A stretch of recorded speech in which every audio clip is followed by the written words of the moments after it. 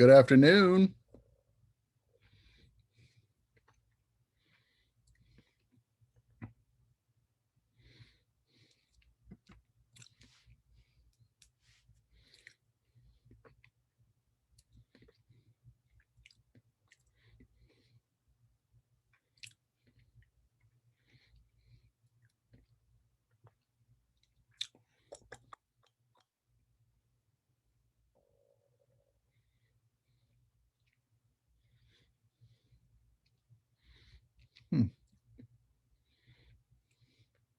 Not many folks today.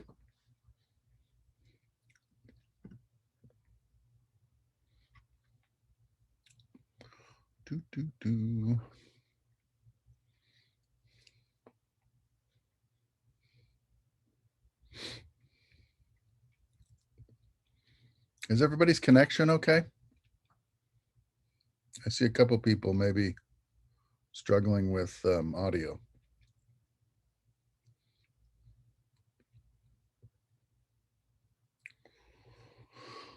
Okie doke.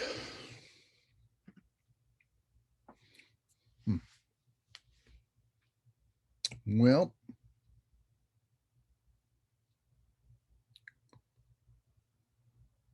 I think I'll just get this thing started because it's going to take us a little bit of time,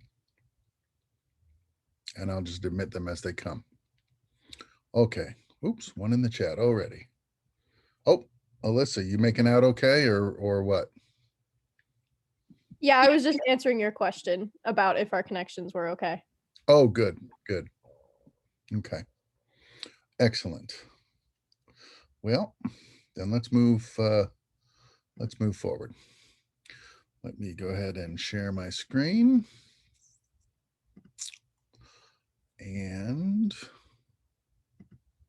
let's see. Yes, this is you guys. Okay. So we are here in this is week 12 already. Can you believe that? So we're almost done. And you guys have a spring break coming up here week after next. So that's good. I need the time to get caught up on your grading. Okay. So today I want to talk to you about cinematic lighting. And I want to just raise a couple of points just really quick. And that is that unfortunately, because of our online situation, the possibilities that I have in this class with face-to-face, obviously, we can't accomplish here. In a lecture like this, I like to bring some stuff and pass it around and let folks play with it a little bit while I talk to you about what those items are and how we use them and so forth. We don't have that luxury today, unfortunately. But what I have done is I have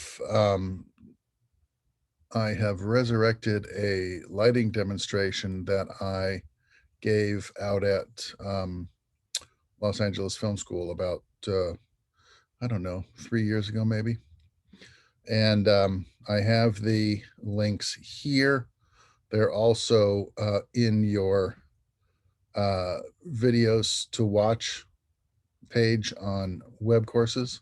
If you go there, you'll find a couple of concept videos from the lecture, and then you'll see my 4-part series. This is 3-point lighting, and I have done it in stages with different kinds of lighting fixtures.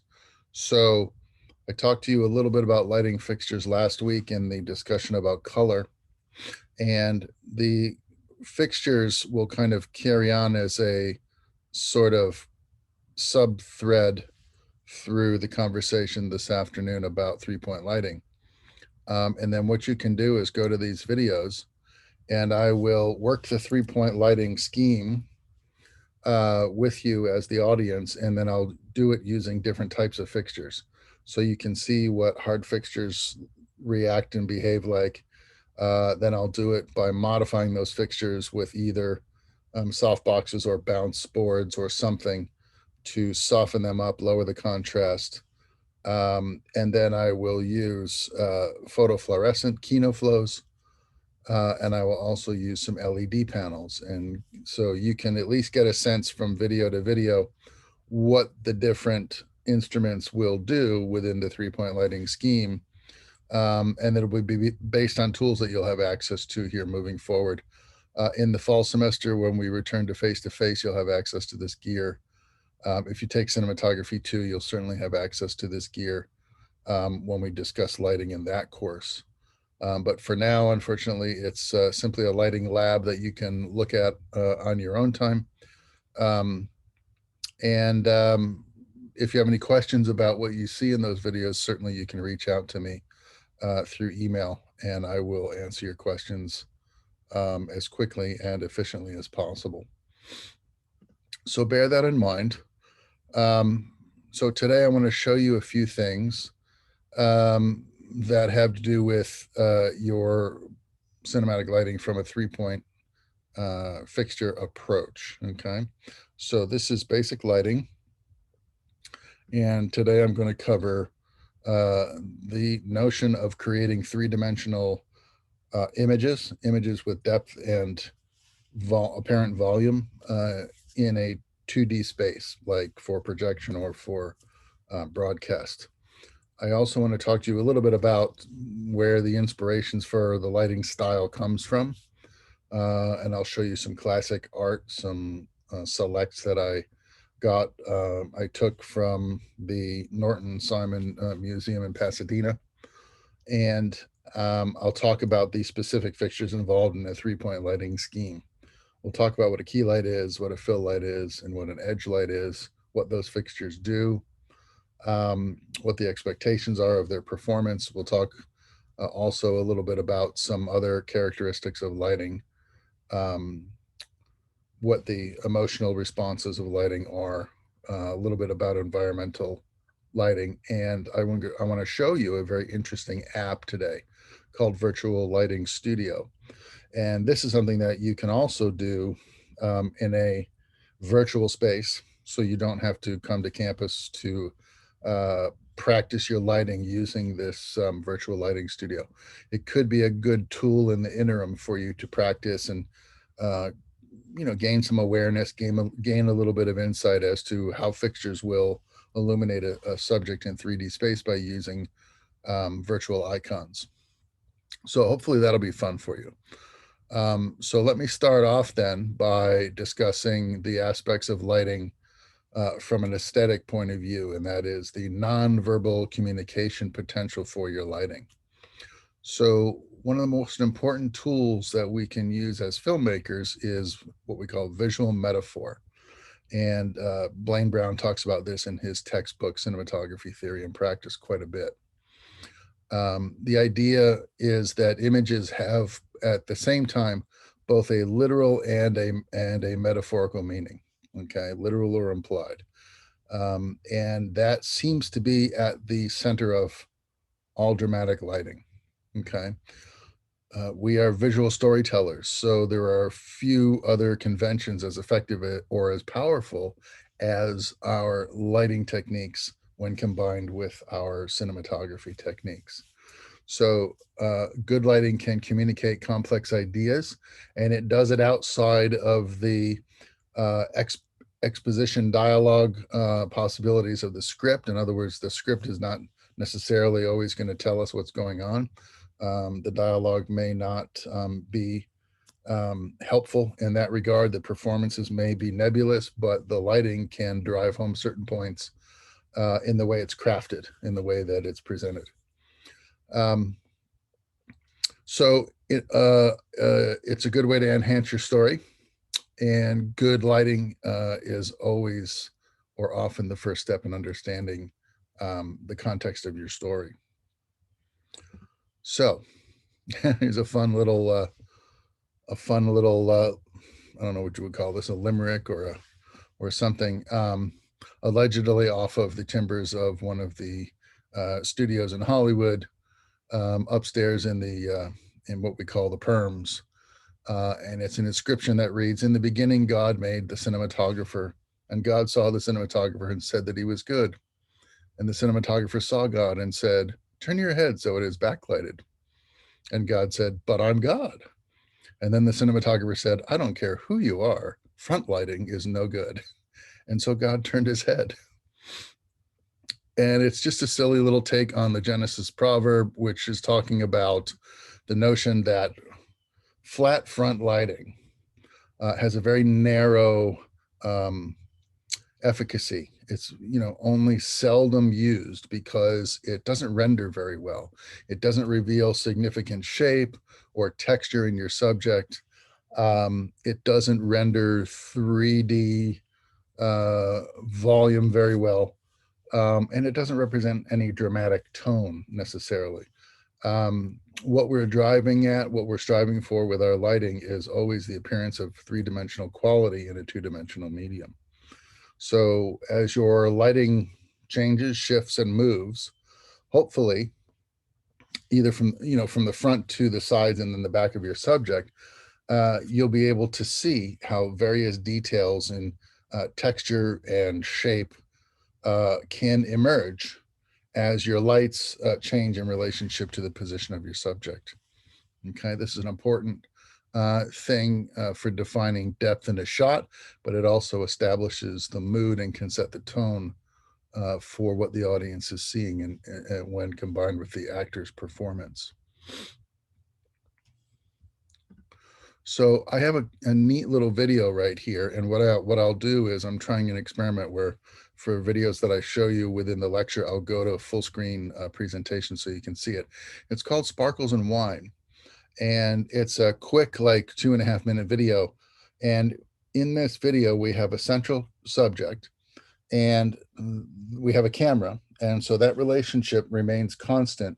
But what's going to change through time-lapse exhibition is the movement of the key light around the subject, from the front to the side to the back, around to the other side, around to the front, and returning directly over the lens. And it's going to change color, it's going to change height, and it will change, in some cases, its degree of hardness. I think it's a neat little video in that it shows you very distinctly in a very quick clip how your key light can change as you move it around the subject, and how it can sort of change the way you see that subject, and possibly affect the mood that you feel as you look at that lighting. So let's check this out real quick.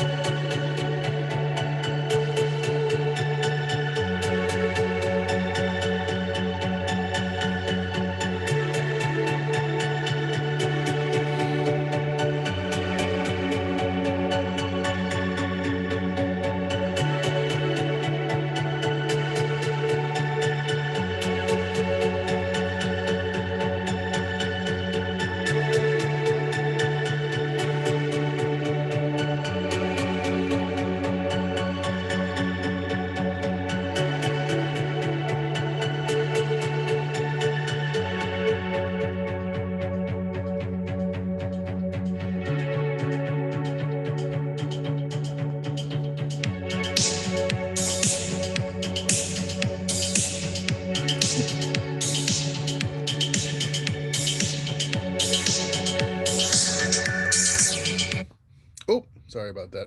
Well, I like the music. Reminds me of my club days. So hopefully you saw that really in that quick little video, what it looks like to have that key light moving around your subject, and what, how it can sort of affect the mood. And I don't know if you caught it on the small screen within a screen that you're dealing with here, but if you go to Sparkles and Wine on YouTube and look at it, maybe on your television, on your big screen or something, notice the highlight in her eye is going in circles, and there's two of them, so they're going like this as the light moves around, and you can kind of see that in the video. I think is kind of neat. And I used to have my students do an assignment I called the shot clock. We can't do that this semester because you don't have access to the lighting at UCF, being online like this. But um, we may do that maybe in cinematography 1 or cinematography 2 this fall, in order to catch up on the concept a little bit. Uh, Basically, what I do is I have you set up a camera and a subject, just like you see here in Sparkles and Wine, and then I have you use one light and just shoot a video clip and just move that light around the minutes of the clock. Every 5 minutes is a new key light position, and just see for yourself how you can get different looks and different tones out of just the placement of that light, whether it's up high or down low, at eye level, and then whether it's at what hour around the clock gives you the best shape and the most interesting shadows and so forth. That's a really good exercise to start your lighting sort of research and education, because it very quickly shows you how you can affect the mood of your lighting, not simply by giving the camera enough light for exposure, but giving the camera enough light for exposure and have that lighting be resonant of some kind of emotion or feeling that you can elicit uh, in your audience. So, and that's at the root of what we're doing with cinematic lighting. So let me take you back in the Wayback Machine for a little bit and talk to you about where the inspiration for this style came from. So, is there anybody who is not familiar at this point with Rembrandt, the classical artist? Andrew, you're not familiar with Rembrandt? I've heard of Bach, Beethoven, Mozart, like the basic, like the ones the ones we usually associate with, but I've never heard of Rayman. Okay, those are all musicians, and that's fine. Rembrandt is a painter, Oh, so he is uh, somebody who worked in the sort of classic photorealistic style. He is his work and his time within the art form was around the mid 1600s. So he's uh, he's somebody that you might want to get familiar with, in terms of looking at different um, examples of his work, because you're going to see, hopefully, you're going to see a fairly consistent style from this particular artist. Okay.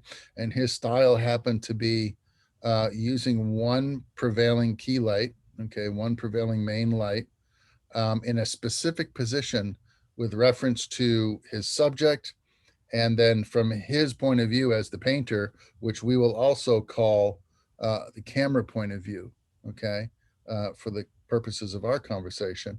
So there's a very specific relationship between the light that Rembrandt would use to illuminate his subjects and the camera position relative to that subject. Okay. you said he lived during the 1600s, right? Mm-hmm. What time frame? He was born around 1600. This is a self portrait he did of himself around 1636. Okay. So he was just coming up on middle aged here. And I think he was active in the painting world up until like the late 16 or early 1640s, something like that. So I might be able to get something from him if I were to look at some other pictures from that time frame. Just Google Rembrandt and you'll see all kinds of stuff in Google Images. Hopefully some stuff that'll really blow your mind. And I could talk, I could give an entire class lecture just on Rembrandt's work, but we don't have that kind of time. What I want to do is show you a variety of artists in this conversation and give you a sense of the time period and what these folks were putting on canvas using simple oil paints that they made themselves with uh, raw materials and mineral spirits, oils, and mortar and pestle. And these folks, they created their own media by making their own paint. They painted on wood, painted on canvas, painted on vellum sometimes, mostly sketched on vellum.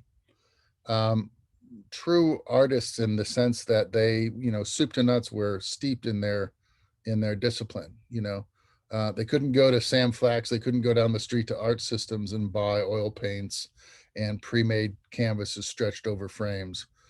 Everything had to be manufactured first, and then they could express their art once they had made their actual media and materials. So really interesting thing to take a look at in context to your own interests in terms of filmmaking. But back to Rembrandt, where our inspiration comes from is in his lighting. This is another self-portrait from 1609. And it shows him as a very young man. His technique is something that we emulate in photography and in cinematography to this day. In fact, this style of lighting with one prevailing main light source in the particular position that you see it in here or here is known as Rembrandt style lighting. Okay. And it can be achieved using one light, or it can be used in conjunction with your 3-point lighting scheme with 2 additional light sources. It's possible because it's capable of producing images which appear both natural in tone, but also compelling in terms of the drama. The practice of playing with highlight and shadow is what the Italians called chiaroscuro. So this is a term directly from the classic period in Europe. It was one of the techniques used by most of the artists of the time, including Rembrandt, Da Vinci, Caravaggio, and others. It refers to the use of light and shadow to create the illusion of a natural light source shining on our subject within our paintings. And it's also a technical term that artists and historians use to refer to the contrasts of light and the sense of volume that we can achieve in our figures and our subjects. I want to show you now a few examples of chiaroscuro lighting, and you can see for yourself the mood that it elicits. So here is a panel by Caravaggio. See if I can get that button to click. There we go. And it's called St. Thomas. So in these days, in the days around the 1600s, late 1500s, 1400s, in Da Vinci's time, the main subject matter tended to be stories from the Bible. That was, what they had to work with at the time. So we see a lot of these paintings that use religious iconography and legend from the Bible as the basis for stories that they painted. A lot of these paintings were solicited by wealthy patrons of the arts who wanted some kind of visual iconography that they could hang in the home as a status symbol, invite people over for dinner, and they could brag about their latest oil painting that they purchased from the regionally popular artisan.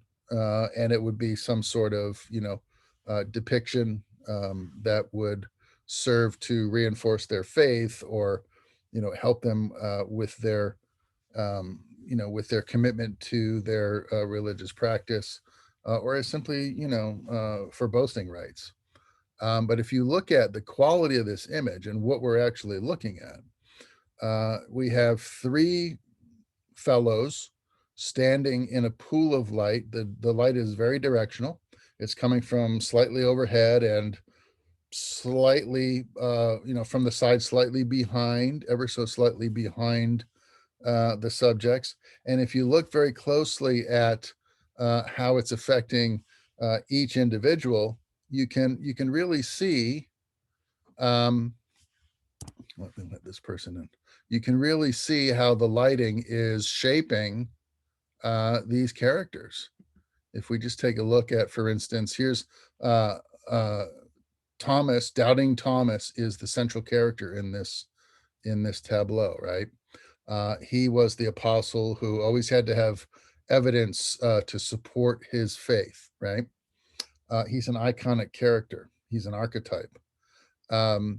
We have 2 other apostles in the background. We don't necessarily know who they are. I'm not a religious historian, so I couldn't tell you who these people are. But it's very interesting the way the light is playing off both of those individuals. We have a man of color who is opposite Jesus. Thomas is sort of thrust to the front of the pane, and then we have this other individual standing in the background, and you can really see the way the light is shaping the contours of their faces, the textures of their skin. And then we have Jesus, who is looking down and away from the key light, possibly as a symbolic gesture, meaning that he is somewhere other than in the illumination of the real world. He's somewhere in between. This is allegedly after his resurrection from after the crucifixion, if you follow the legends.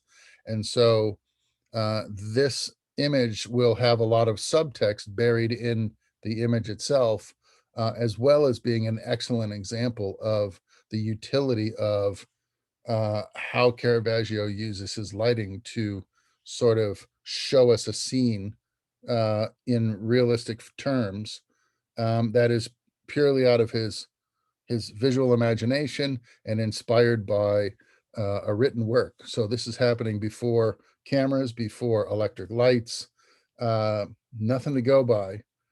These folks, they made their own paints, they made their own media, and then they had the power of visualization to understand how light works as it applies itself to our subjects.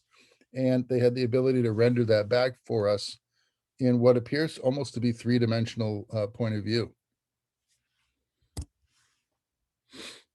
If we look at one of Leonardo's early charcoal sketches, this is from 1467. It's charcoal on vellum, right? If you look at the tonality in something as simple as paper and charcoal, the way he was, even at this point in time, a master of highlight and shadow, in that this image on this piece of paper looks almost three-dimensional, like it's emerging from the vellum. And the way that we can perceive the light as a highlight, we can see a transition on the cheekbone here that's leading from highlight to shadow, and it has a very subtle transition going on here. And the way he's just rendered the shape of the face using highlight and shadow as his only tools for defining what this individual looks like on a flat sheet of paper.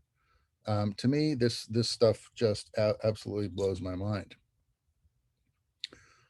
If you take a look at another panel by Caravaggio, this is Supper at Emma's. And what I've added for you is just some quick vectors here to give you a sense of how the light is applying itself to each of these characters. So somewhere up here in the upper left corner is where this source is coming from. And it's, again, it's dramatically off to one side for the central character. So here he is right here, seated at the table. And so we can see how this character is what we call half lit. We have another character with his back to the camera, so to speak. And so he's really just lit along the edges by this light that is clearly coming from behind him. We have another individual who's sitting adjacent to our main character, and he's got it kind of full in the face here. He's looking in the direction of this main source. And then we have the two folks who are attending to the diners at the table, and they have interesting texture, interesting shape, and shadow play going on in their faces and in their structures as well.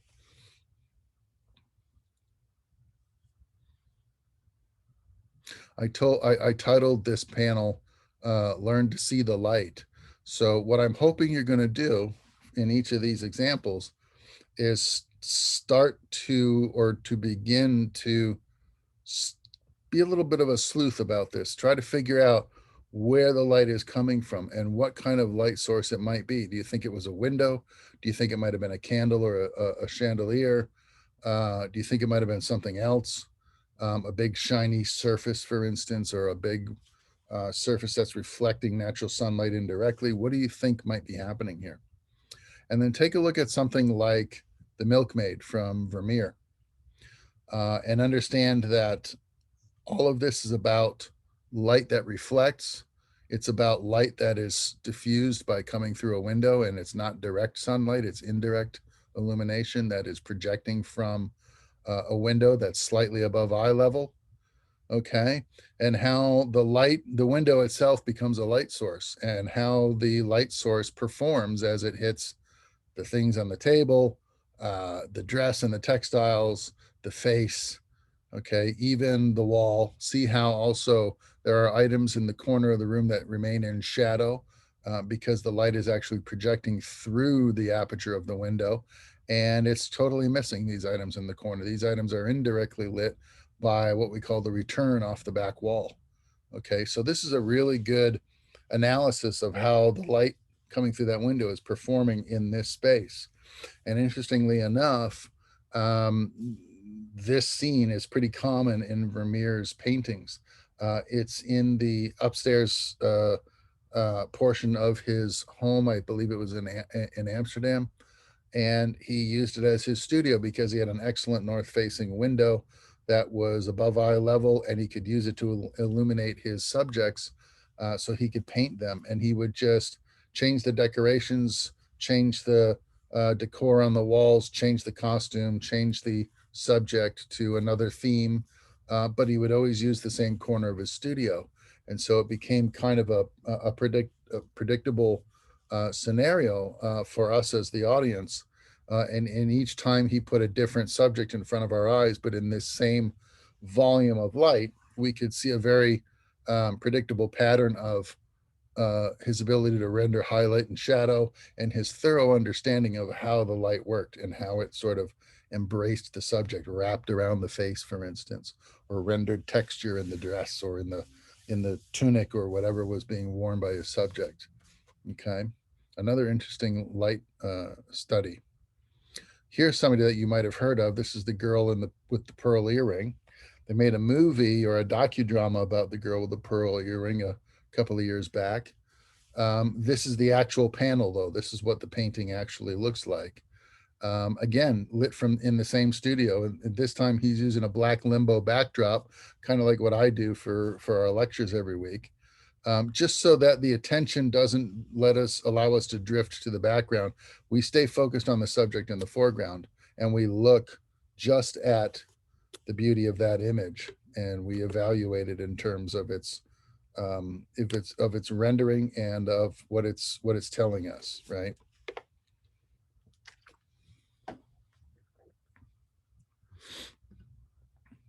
This fella, Gabriel Metsu, was using a similar method to illuminate his subject. It's a young woman, a noble, perhaps. She has an attendant, and it's called Woman in Her Toilette. And it's basically, someone who is, it's probably early morning or maybe late morning, early afternoon. She's getting ready to go out into the community and maybe go shopping or attend a party or something. She appears to be thoughtful and carefree in her posture. And it's just a simple scene lit by a window that's kind of divided into two types of projection. We have curtains over the top part of the window that are partially drawn, and then we have a shuttered aspect of the window below, which is providing a more direct and a harder light to emphasize the subject's shape. Okay, we can see how it has a wrapping quality to it as well. If I just try to reveal that play button, I can get a bigger, here we go. You can start to see some of the shape that's happening on the central character's face. The woman behind her is also getting kind of the same shape. So there's a subtle radiant fall off from highlight to shadow here. The window is a little bit lower than Vermeer's window. The light's coming in at a little bit more flatter trajectory. And the window looks like, of course, there's no glass to sort of diffuse or break up the light in any way. So it's a little bit harder than Vermeer's light source. And it looks like this window might also be a little bit larger, which is accounting for a more of an opening up of the shadows under the chin, for instance, and on the receding cheek and jawline. Okay, you can see there's a shadow there, but it's not quite as dense.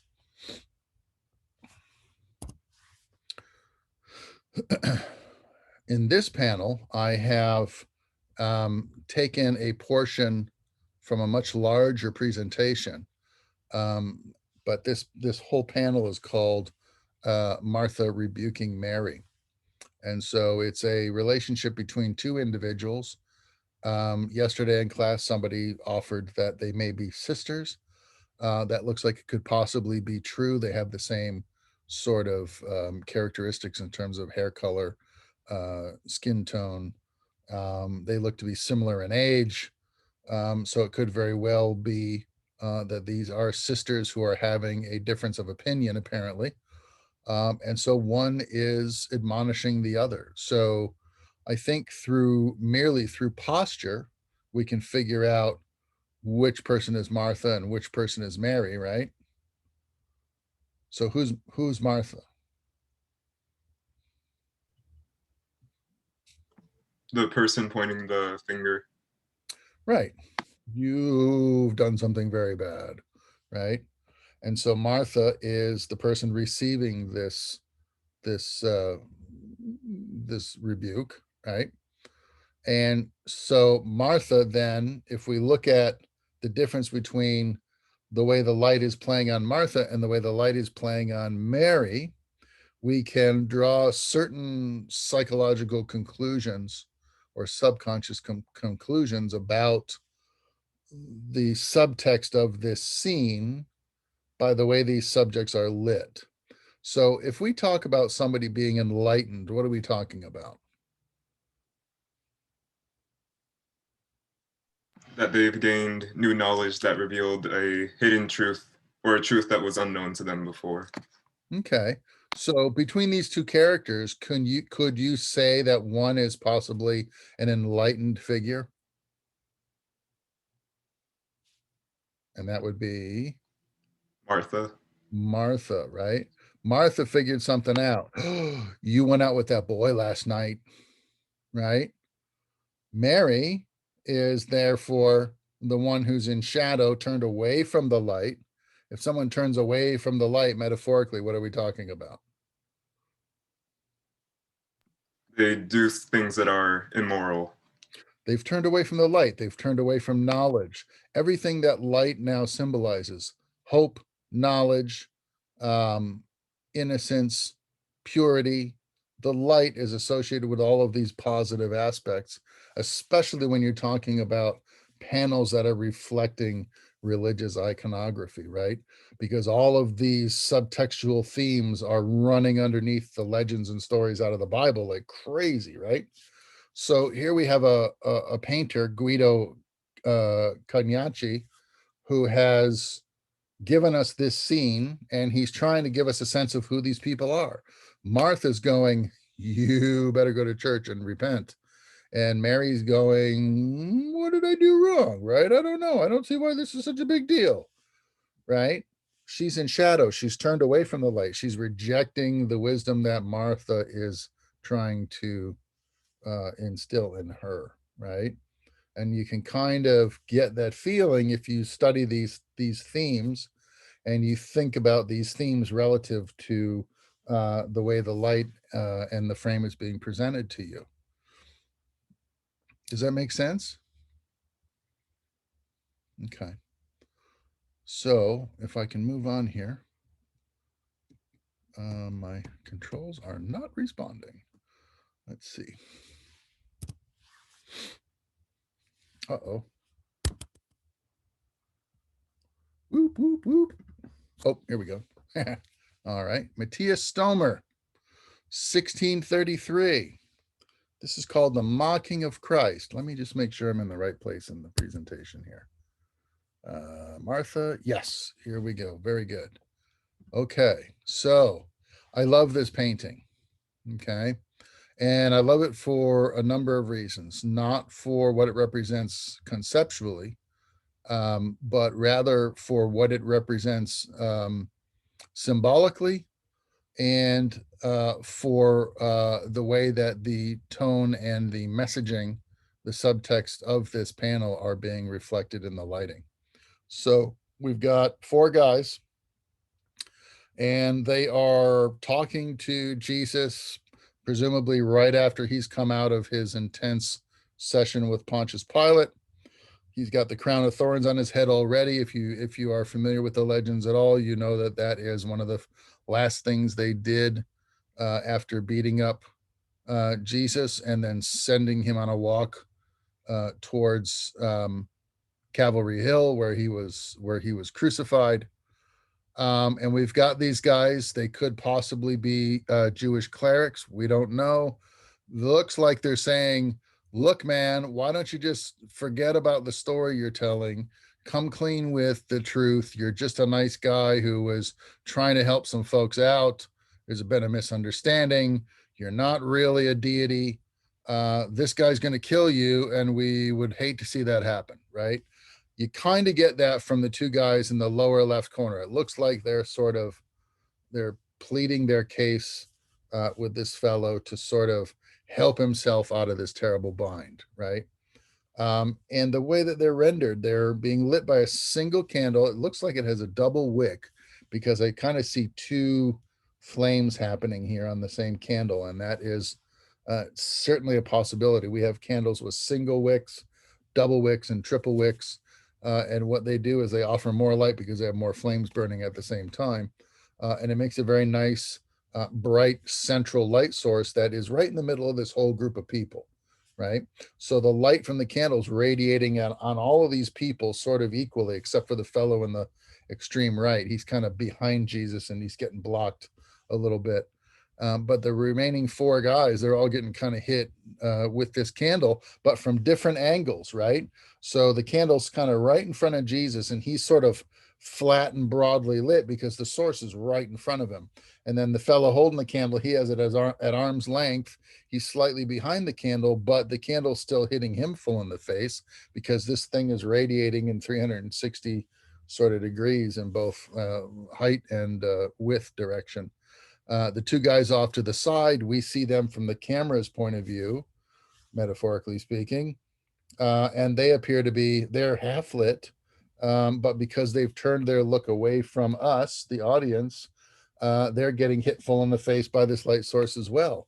But because they're only half lit, and so nothing's hitting them from behind, in other words, the environment itself isn't offering any additional illumination. You can see how the light very quickly wraps and radiates around from highlight to shadow on all three of these guys off to the left side of the candle, right? Even the fellow that's hit full in the face towards the top left of the frame, he still has a transition around his eye socket and across the top of his cheek and down to his jawline, and then his jaw is being emphasized as well by the angle of the source, the point source from the actual candle flame. Okay, and then the fellow in the back, he's just sort of buried. He's getting clipped by the shoulder of Jesus and Jesus's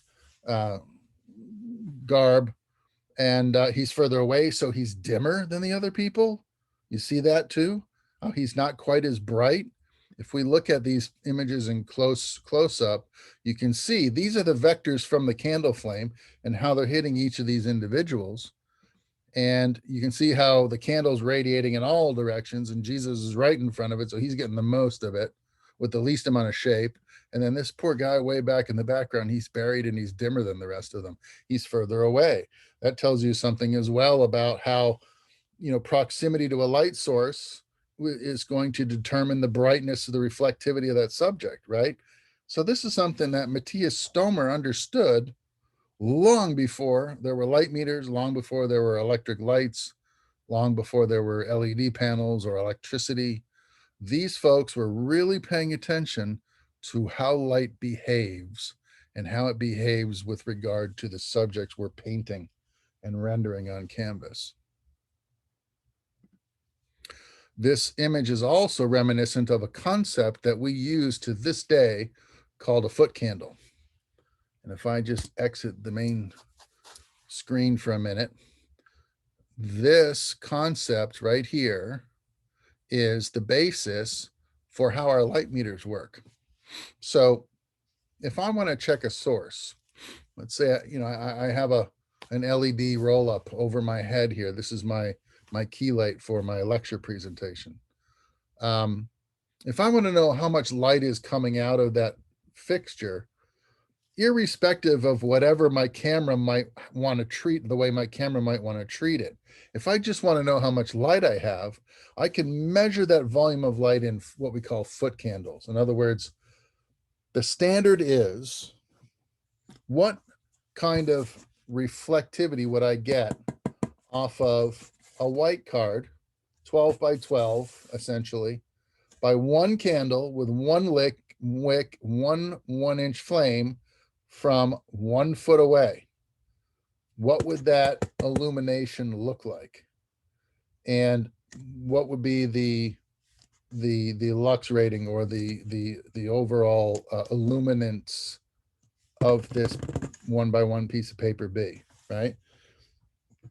That volume, that increment, that unit of measure, we call a foot candle. This is a graphic illustration of what the foot candle is. 1 foot away, a 1 inch flame lighting a surface, a white surface, presumably, that's 12 inches by 12 inches, or 1 foot square. Okay. That's a volume that we can then, if we know what that is in terms of illuminance, and we measure them with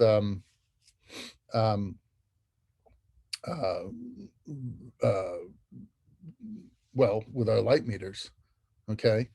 And then we can compare that to any volume in space and the amount of light that's coming into it. So I could, this light meter won't do it. My 758 will do it. I can tell it to tell me only what foot candles are coming out of a light source. I could set the light meter and I could check it by reading the volume of light coming out of that source. And it would tell me how many of these graphic volume units are coming out of that fixture. Okay. And then the light meter takes that information and it says, okay, you're dealing with a camera that you're calling ISO 800. So that's a certain amount of sensitivity, and you want to shoot at 24 frames per second. So you're going to have a shutter speed of 1/48, call it 1/50 in round numbers. And you're going to use an aperture of a 2.8 for a pleasing depth of field. Now, the volume of foot candles worked into that mathematical problem is going to equal an exposure, and the light meter will give me all the settings right here in the window. Okay, that's basically how your light meter is working. And this is the unit of measure that it represents. So when I see this image, I always think of, wow, this is like a light meter from 1633. This is 2 wicks on a 12-inch candle, and everybody's about, well, Jesus looks like he's about a foot away from the source. The other guys on the left look like they're about 2.5 feet away, and the guy behind Jesus is about 3 feet away. I understand the relationship now of 1 foot candle on Jesus, a 1/2 foot candle on the guys to his left, and maybe 1/4 foot candle for the guy standing behind Jesus, getting the least amount of illumination. I understand the relationship of distance and illumination from one single source with 1 unit of measure, 1 foot candle. Okay, so for me, I love this photo because I see the mechanics of the light meter in action every time I look at this panel. So here's a 758, okay? And you can tell it'll give you an F number. Here's your F number right here, measuring the amount of light striking this gray card from a light source, presumably, you know, behind our heads and above our camera. We're telling it our time value of 30 frames a second, and it's going to give us somewhere in that readout, I can't really quite read it, what the foot candle value was for the source that was illuminating that gray card. So if we take that knowledge, we take that concept and start thinking about some of the paintings now that came out of this classical period. Look at this guy. This is called The Man in Armor, 1630. If you look at the quality, the intricacy of this person's armor, the sleeve, the helmet, the ostrich feather, the garment, right? Every little facet of this guy's armor has a highlight on it, right? That highlight is a reflection of the light source in some form that's coming from, you know, in that Rembrandt position. slightly above his eye level, right? Slightly off axis from our audience or our lens, right? And it's the source itself is reflecting in this guy's suit of armor.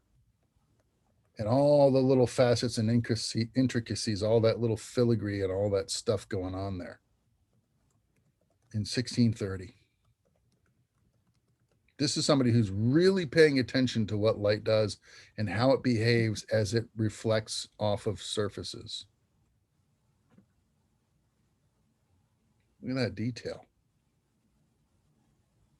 And when you see this painting up close, it doesn't matter how close you get to this thing. And at the Norton Simon, they'll let you get a foot away, right? Just far enough away that you don't breathe on the actual oils, the surface of the painting, and degrade the material itself. But they'll let you get right up in there, right? And you can get as close to this thing as you want, and it doesn't reveal anything. It still looks photographically accurate. It looks like the light's coming in like straight at it. Almost, yeah. It's not real high, but you can see how the shadow is sort of cutting him at the eye socket. Yeah, I think it's coming in like of his helmet is just causing it, right? So yeah. Here, look what I did to my key light. My key light is right here in what we call a beauty or a paramount position. It's about, if I had a protractor, it's 45 degrees at an angle in front of and above my head, right? If I was wearing a ball cap, well, here's my Alexa hat, right? If I was wearing my Airy Alexa hat, what does the visor do now to my eyes? Look at my eyes. Look at the eyes of the man in the armor. Almost the same, right? That tells you about where that light source was in space. And if I were to turn like that, and I was wearing a carapace with, stuff going on and frilly whatnots and things, you could see that key light reflecting across my armor. The question is, are you paying attention? What is that light doing? What's it really doing? And then be able to paint it blows my mind. I have so much respect for these artists. I mean, when I think of what I can do with a camera and lights and all the hard work's been done for me, somebody figured out electricity, they figured out a camera and a digital, recorder, and they figured out media, and all I got to do is go in and turn some lights on and arrange them. I think that's kind of like the least of it. The hard work has been done by my predecessors, by these people who, way back when were thinking about these things. How does light work? How does it reflect off something shiny? And how would I represent that with what I've got to work with?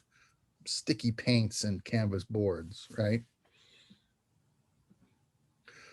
But here's how Pete Shishitsky does it, right?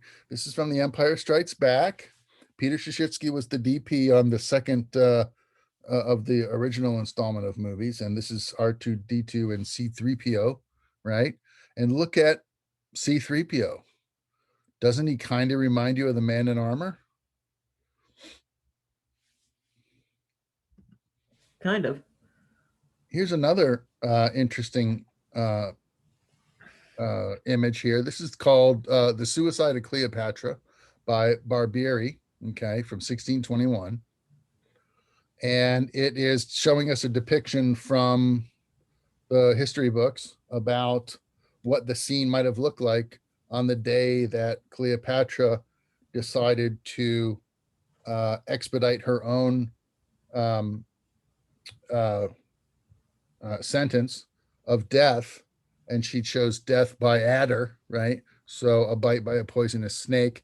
You can see she's kind of taking the snake out of the little basket on the table, and she's like, woe is me.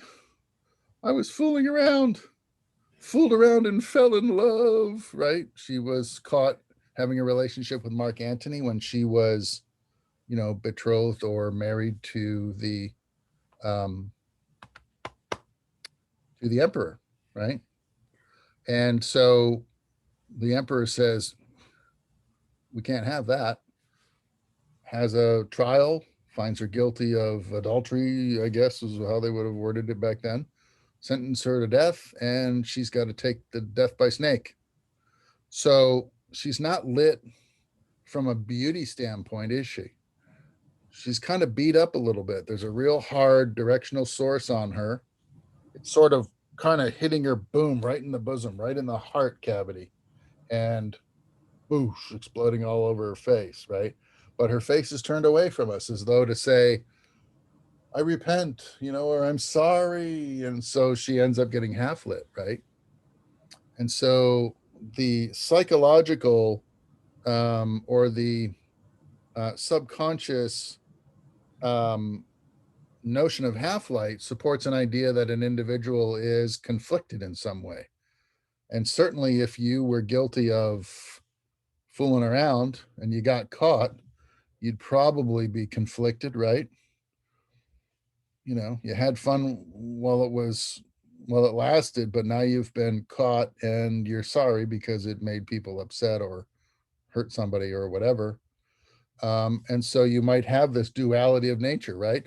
A shadow side that is embracing the dark side of your personality, the highlight side, which represents the understanding or the realization maybe that you've done wrong. And so you get It's this showing. individual. Yeah. I was gonna say it's showing the conflict that she's facing. Yeah. Why did it have to be this way, right? I mean, you decide, really. All we're doing is we're getting those emotions started by suggesting with the type of lighting what this character might be feeling, because the character's not going to come right out and say it, right? That would be too much on the nose. That would be too obvious. So even the performance is going to show us repentance. The dialogue is going to express reflection on the part of the character, and then the lighting is going to tell us the rest of the story, right? She's conflicted.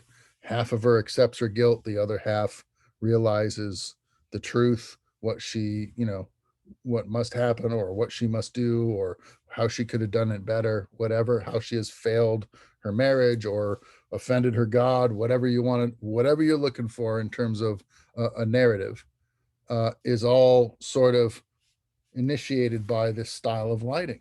If we'd lit her broadly in the face and it was very bright and very open looking, would you get any sense at all that she was in any way conflicted or maybe even sorry for what she had done?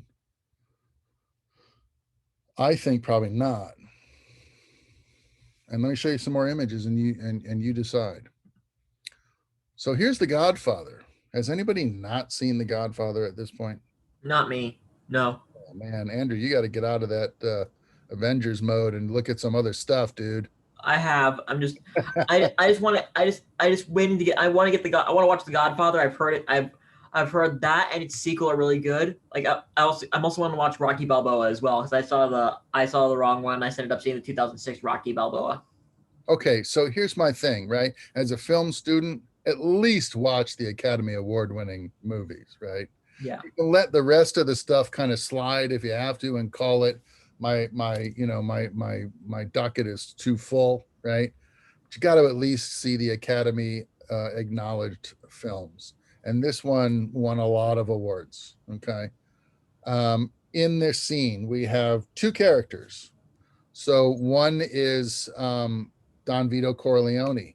He's the head of a mafia crime family, 1930s, let's say, New York, right? His daughter's getting married. It's her wedding day. He's in the house in his study. The windows are shuttered. All the lights are off except one lamp in the room, and you can see it behind him, right? And then presumably whatever's happening above their heads. And this fella comes in. He's the local undertaker. And he says, Don Vito Corleone, I know on your daughter's wedding, you can't refuse anyone who asks a favor of you. It's a tradition. And I ask you for justice. And Don says, what's up? And he says, my daughter, my pride and joy, my only child was brutally raped by a group of young men. I know who they are. I know where they hide out or where they reside. and I want you to kill them, right? That's basically what the conversation's doing here. So look at the lighting. What do we have going on here? So we got a guy who's probably got a sketchy sort of lifestyle, right? He's the head of a crime syndicate. Somebody comes in and asks him to do murder as a favor. Is this a bad guy?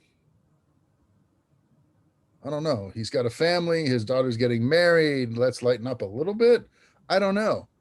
The filmmaker is asking you to make a value judgment, and the cinematographer is trying to weigh your decision by suggesting through lighting that maybe Don Vito Corleone, who's facing the camera, is not a great guy.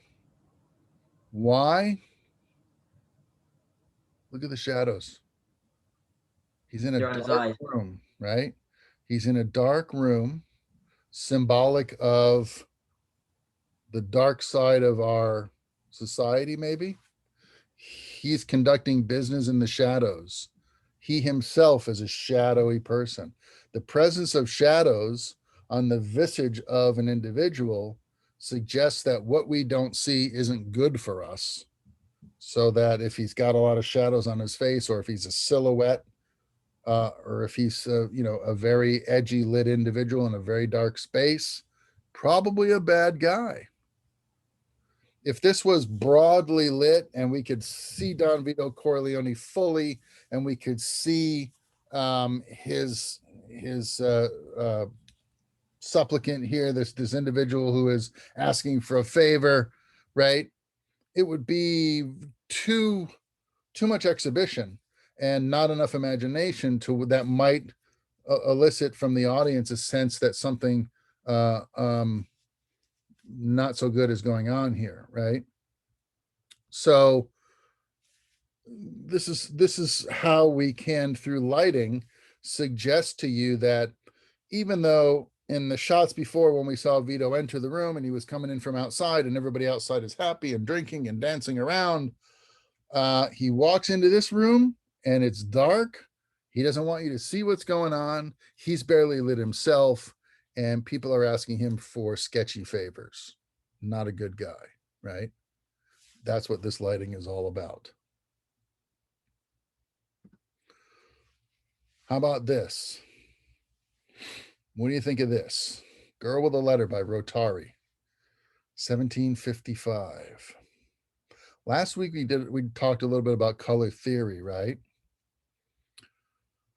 What does red represent to you or suggest to you psychologically if we use it as a color in context to composition?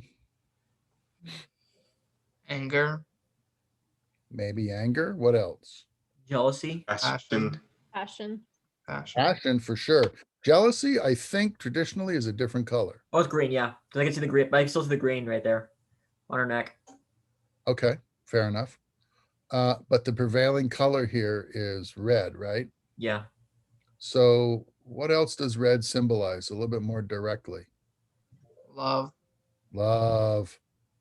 So if she's writing a letter and she's wearing a red dress, what do you suppose that letter is about? It's a love letter. Love, right? Now, let me ask you this. Where's her light source coming from? The back. Back. From behind her, right? Which means what's going on the face? It's covered in Shadow. shadow. Now, based on everything we talked about so far about shadows and what they mean, what kind of love letter is this? Mischievous one. Yeah, maybe a little bad boy. Forbidden love, Yeah. secretive love, love that probably shouldn't be taking place. Maybe the person she's in love with is already married. Maybe she's already married. Ooh. Okay. Something about it isn't copacetic because she's hiding herself in shadow, right? We could be totally off base. We don't have the artist's own version of his story that he was writing for us. All we have are the traditional suppositions that are suggested through analysis and training, shadows equal something bad or evil or untoward, and red represents passion. She's writing a letter. She's obscured by shadow. She's wearing a red dress. She's probably in love and writing a forbidden letter to her, the person she is having a relationship with that she's not supposed to be having a relationship with, right? Here's a nice one. I kind of think that this is the same kind of lighting that is hitting the girl writing the letter. But in this case, it's the opposite, where the girl's face is in shadow because she's writing a letter to her secret lover. In this situation, Sean Young is hit with a Rembrandt style key. It's wrapping and transitioning. The light is receding around as it wraps around her face to fairly heavy shadow to one side. Okay. Who's This is- familiar with This the is Blade original Runner Blade Runner? 2049. This is from Blade Runner 2049. Are you sure? Is it? 100%. Oh, that's Leto in the background, isn't it? Yeah, that's what's his name? Wobble or something. I don't know what's his name. Okay. The scene, nevertheless, is kind of reminiscent of the first time she appeared to us, back at the original corporate party, right? Where she was paraded around the room and everybody was supposed to decide what about this character.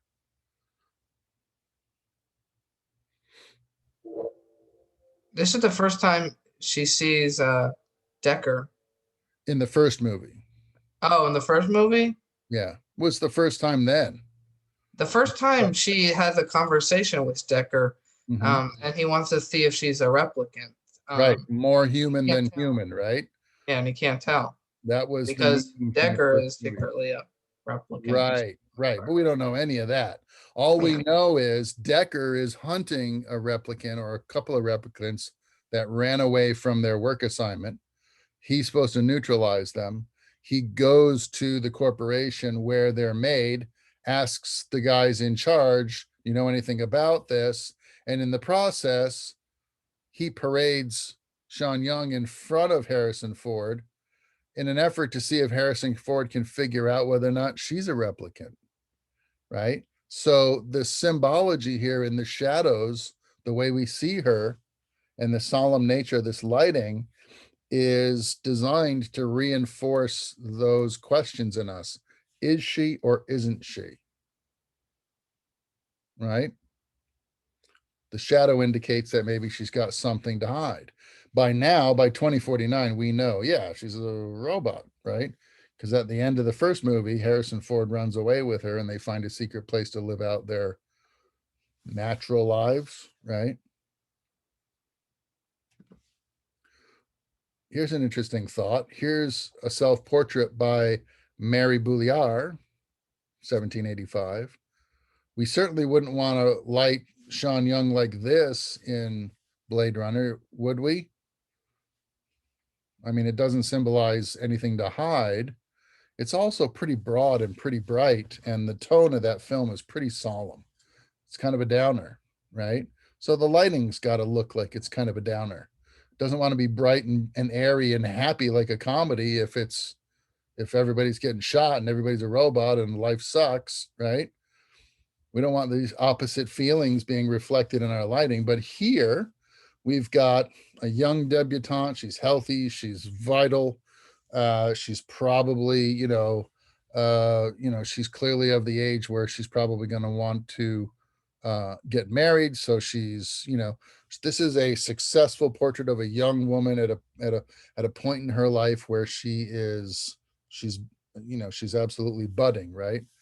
And it's a self-portrait. So there's something interesting as well.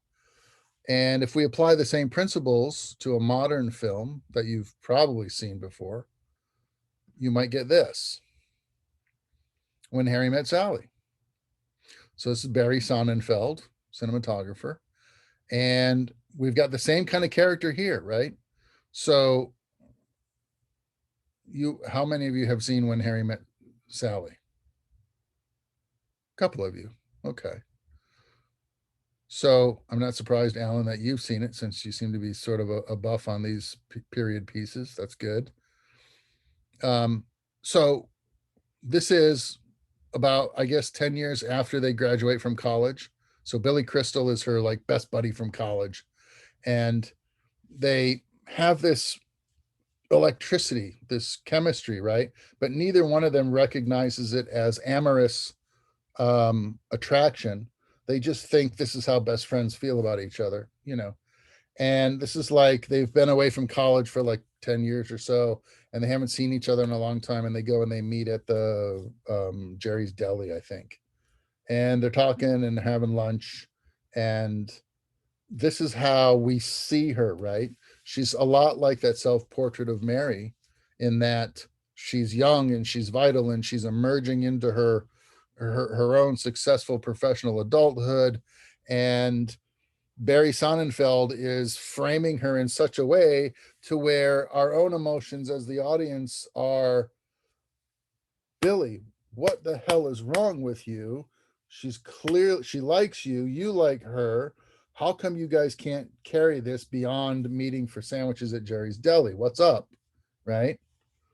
It's kind of, you know, there's a narrative going, or a subtext going on here that, you know, the cinematographer is trying to get you to think about, right? How about this? This is a moody panel.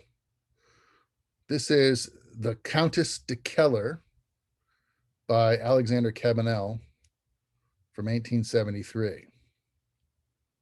So we just saw Mary Bouillard and how she dealt with her own self-portrait.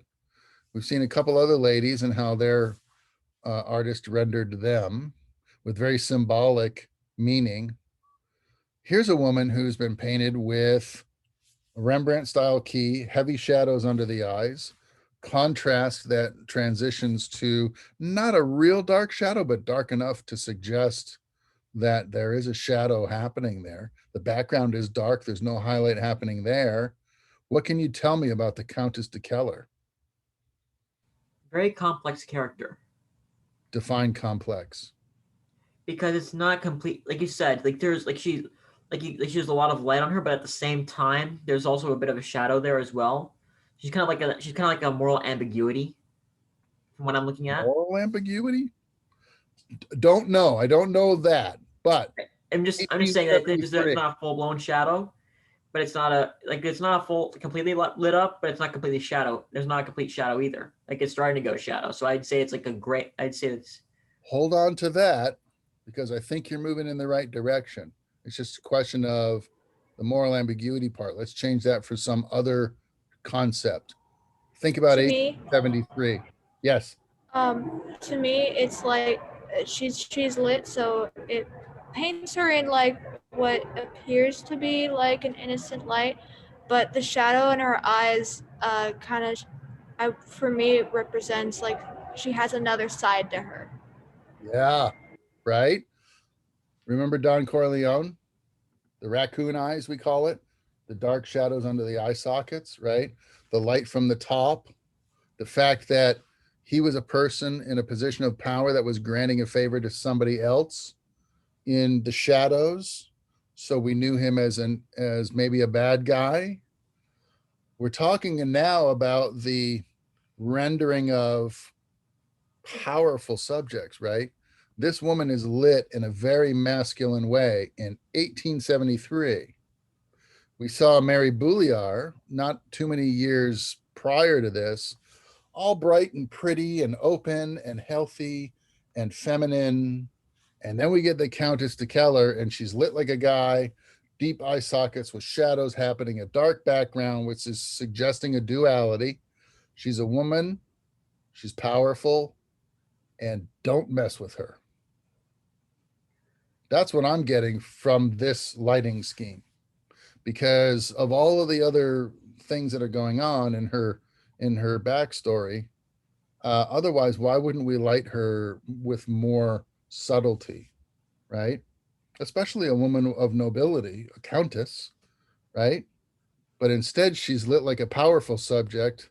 How we would light a male subject in 1873, she's lit the same way, which indicates to me that she probably shares the same status as the man would have had in 1873. Wouldn't you say that kind of the last two films we look, Godfather and like Blade Runner, have more of an expressionistic sense of lighting than Harry Met Sally, which is more of like a comedy? That's kind of Yeah. how you traditionally light a comedy, very not flat, but very bright and to see everything. But obviously, um, Blade Runner and Godfather are more of expressionistic dramas. So Absolutely. Absolutely. Drama. There's your first hint. It's a yeah. drama, and a comedy is a different tone altogether, right? And they're also Comedy. using, keys from German expressionism, like Well, especially Blade Runner, okay, and that had sure. and also noir too, Well, it's which dystopic, right? It's yeah. not happy stuff. It's dystopic. Mhm. Whereas comedy is, we came here to laugh. We came here to have a good time. We came here to see joyful performance with maybe some spontaneity, right? You can't have a very narrow lighting scheme with shadows and positioning that's critical in order to portray a specific tone, and then have somebody who's spontaneously bouncing around the stage or around the set. For that kind of performance, we need broader lighting. So our lighting tends to be brighter, appears somewhat flat in its presentation, because we don't know which way this person's going to turn and deliver this funny line, right? If they turn this way and turn into shadow, the moment is lost. So that can't happen. So comedy is wider and brighter as a result, where drama is more contained, it's more restrictive, right? We've got a very narrow narrative line that we're following here, and we want the audience to follow us down that line. So we're going to restrict, restrict, restrict, right? So yeah, that is the motivation between the differences in the lighting. Absolutely. Absolutely. Here is what I consider the contemporary counterpart to the Countess, and that would be Natalie Portman from Black Swan, right?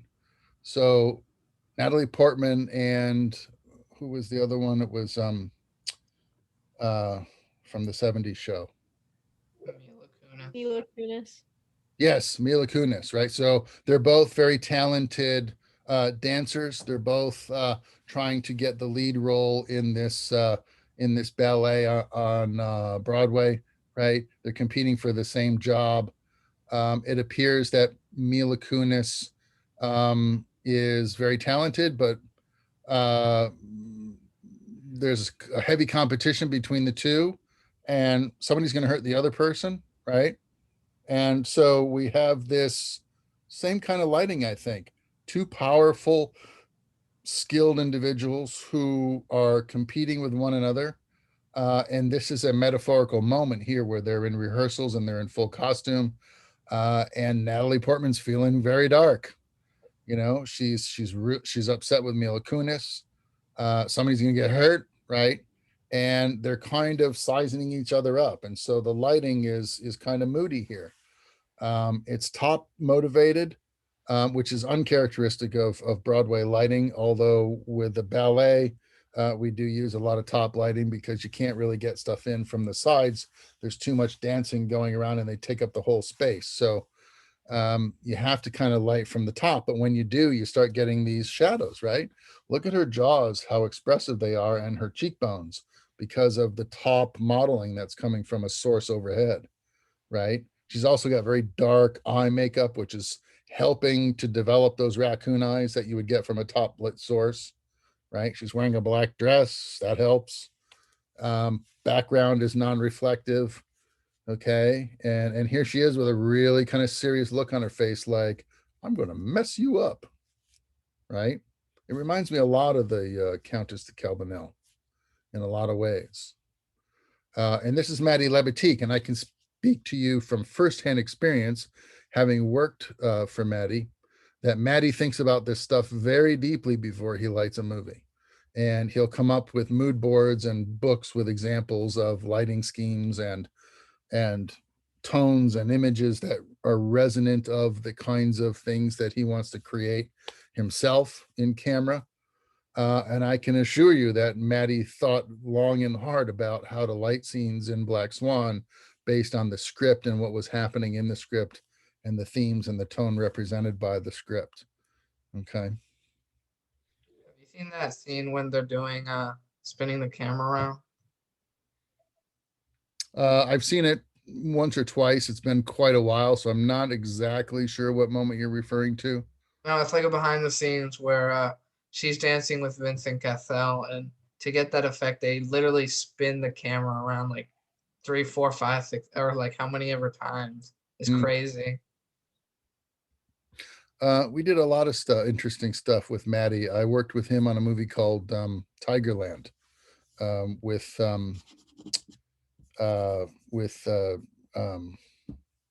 Jesus, I'm drawing a blank here. It'll come to me in a minute.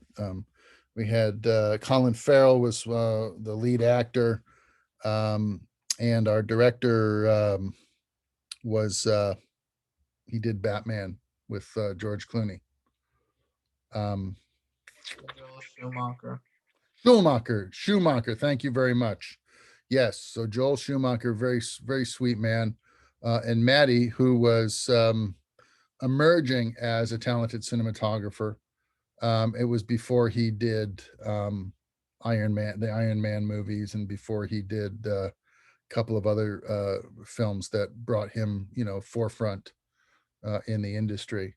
But even back then, Maddie was very interested in the subtext of story and how he could marry that notion or those concepts with his lighting and cinematography so that he could elicit all this nonverbal communication that he knew was possible in the medium.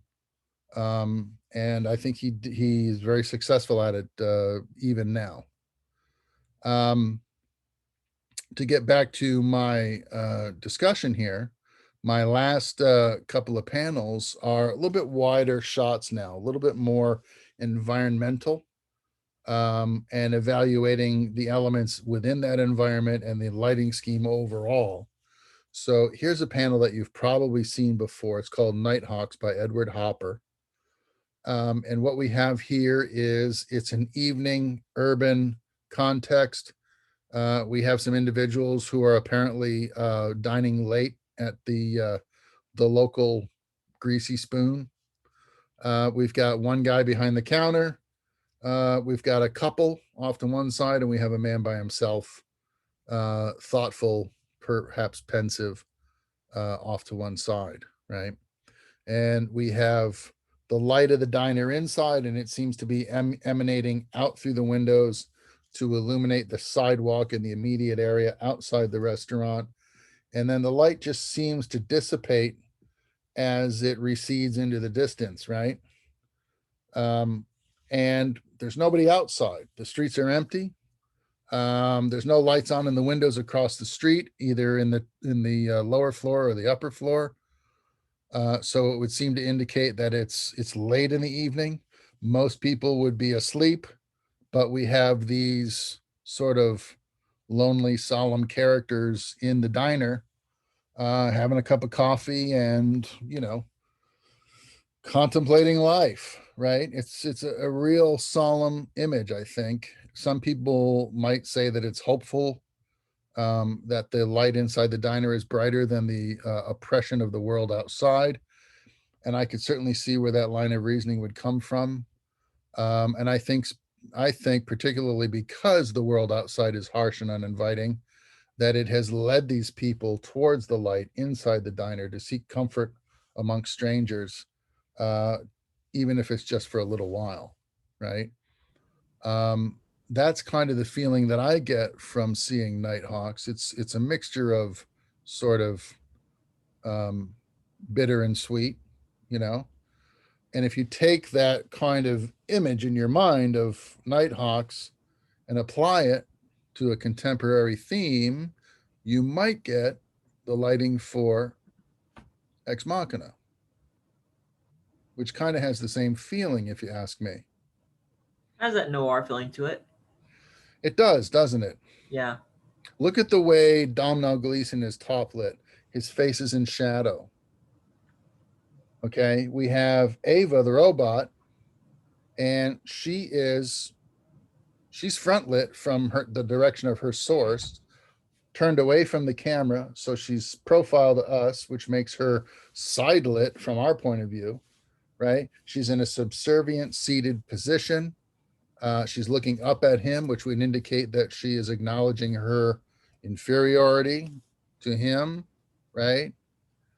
She's seated on the side of the glass that is open to her accommodations. This is her apartment. He, on the other hand, is sitting in a glass box that he accessed through a door that opened onto the outside hallway outside of Ava's room.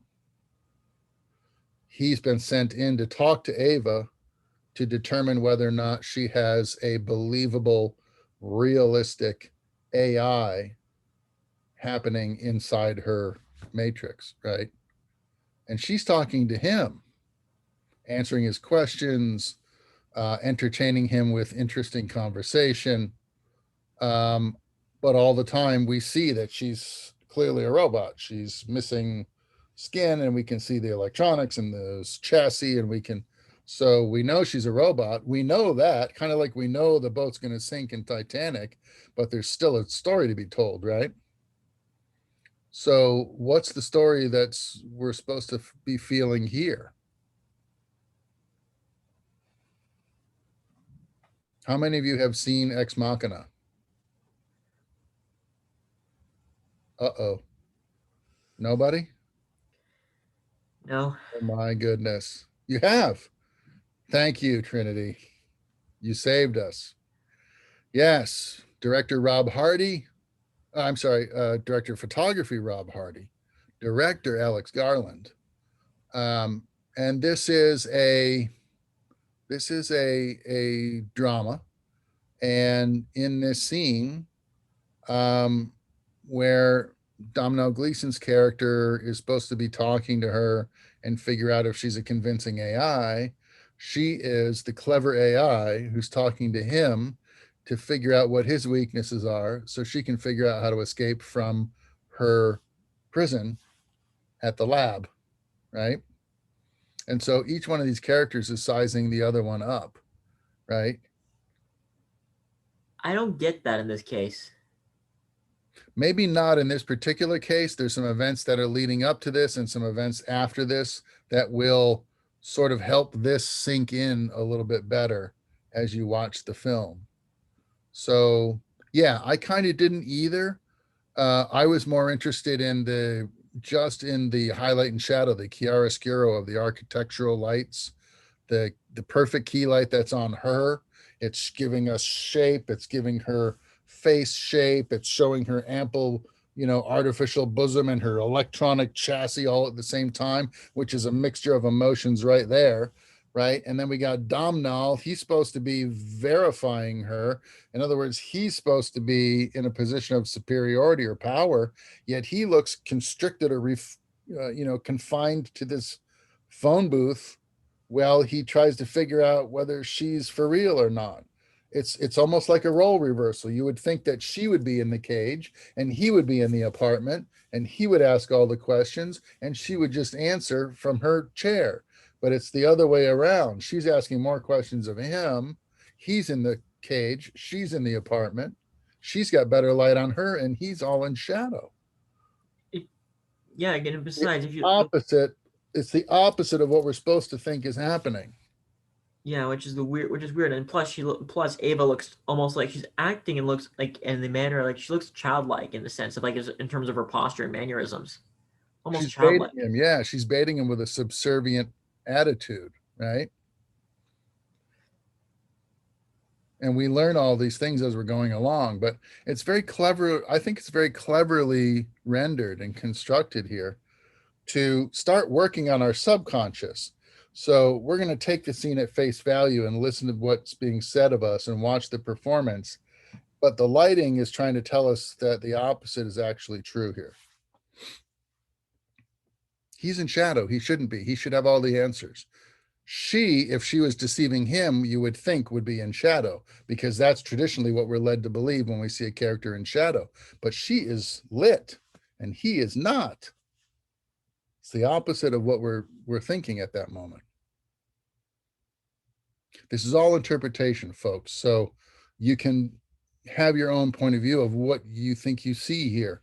And as long as you're consistent in that belief, if you were the cinematographer in this film, if you had a different interpretation of this lighting and you were consistent throughout to where we could, over the course of 2 hours, see what you were driving at by watching all of your lighting through all of the scenes and all of the performance, then that's okay. All right. You kind of can't be wrong here, right?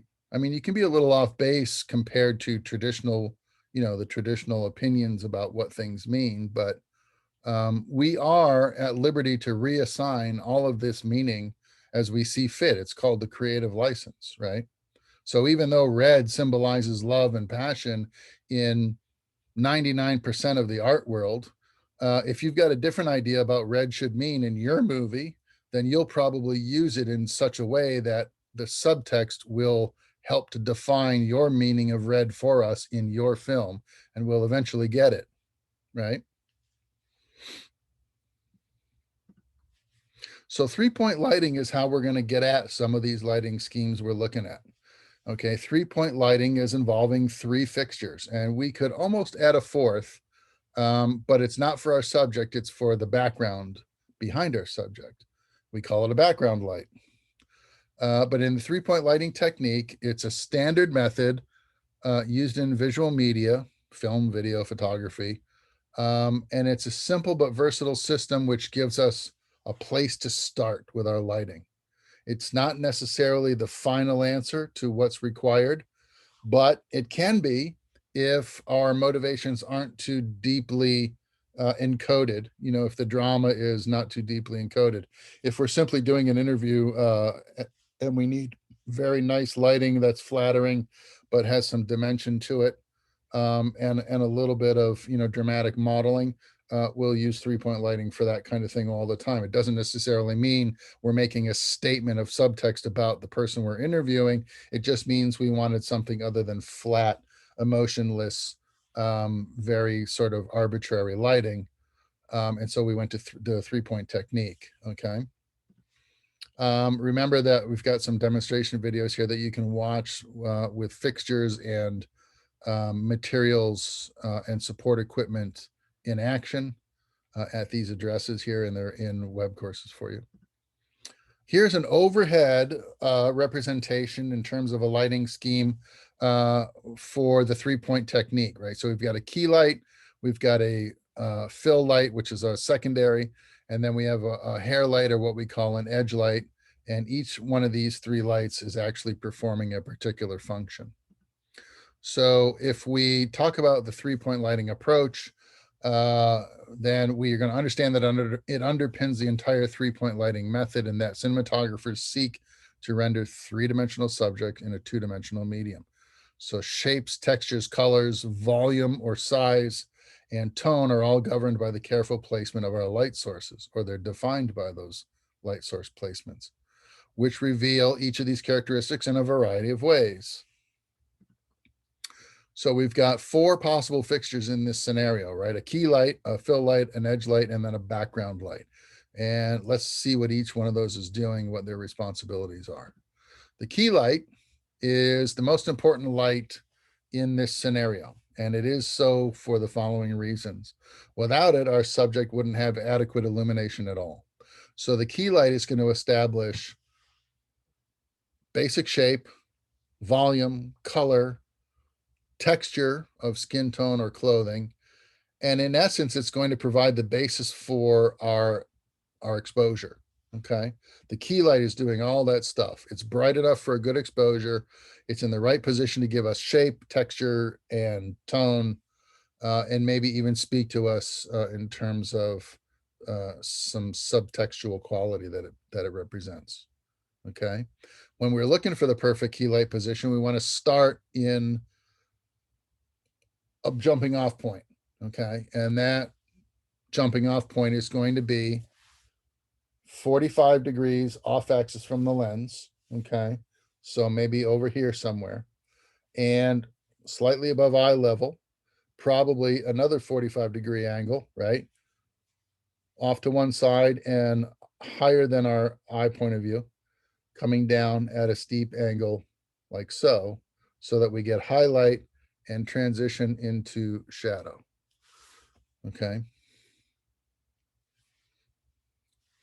If you start in that position and you don't like what you see, and you can start from the left of the lens or the right of the lens, it really doesn't matter unless there is some feature in the environment that would imply that the light should come from one side or the other, like a window or a door.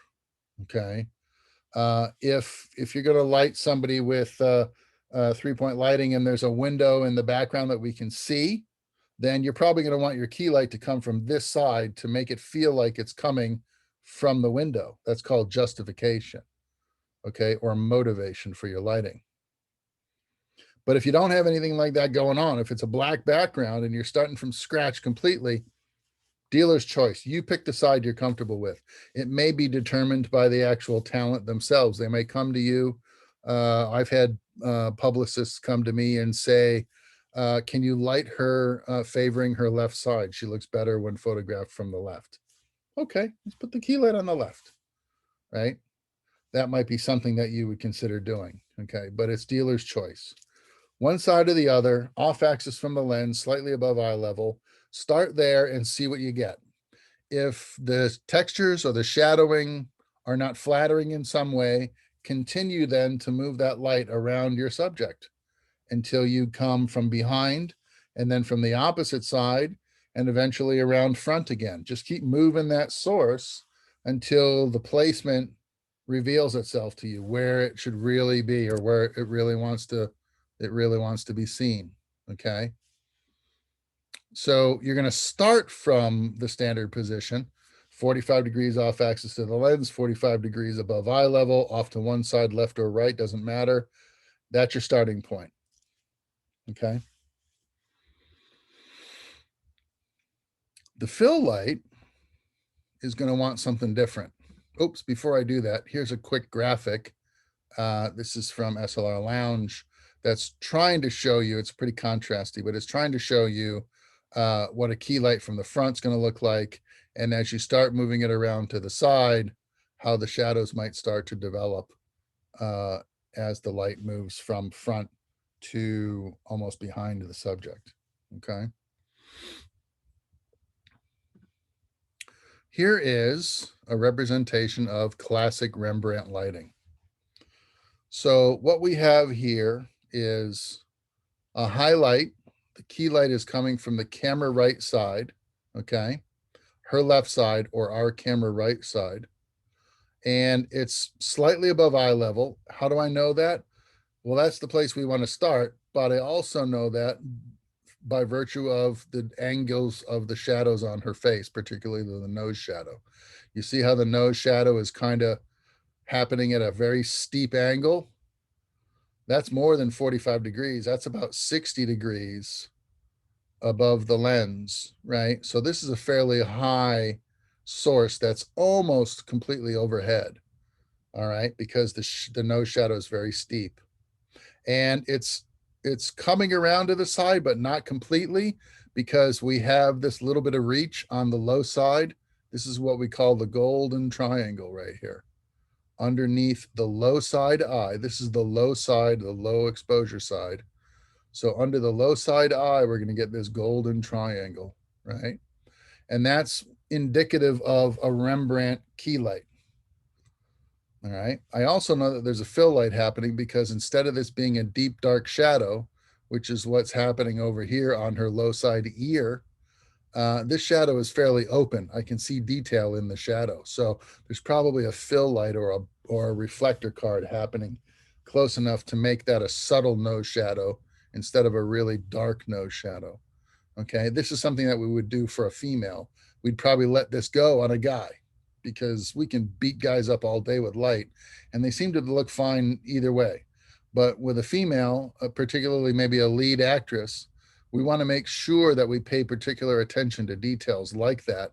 And wherever possible, soften and what we call sweeten slight imperfections in the lighting to maximize the appeal of the look of our leading lady. Okay. That's just the protocol of the lighting discipline. Now, if the script says this person is a bad person, then maybe we don't want it to be too beautiful, and we might let that nose shadow stay hard and, you know, very rapidly transitioning to shadow. We might let that go.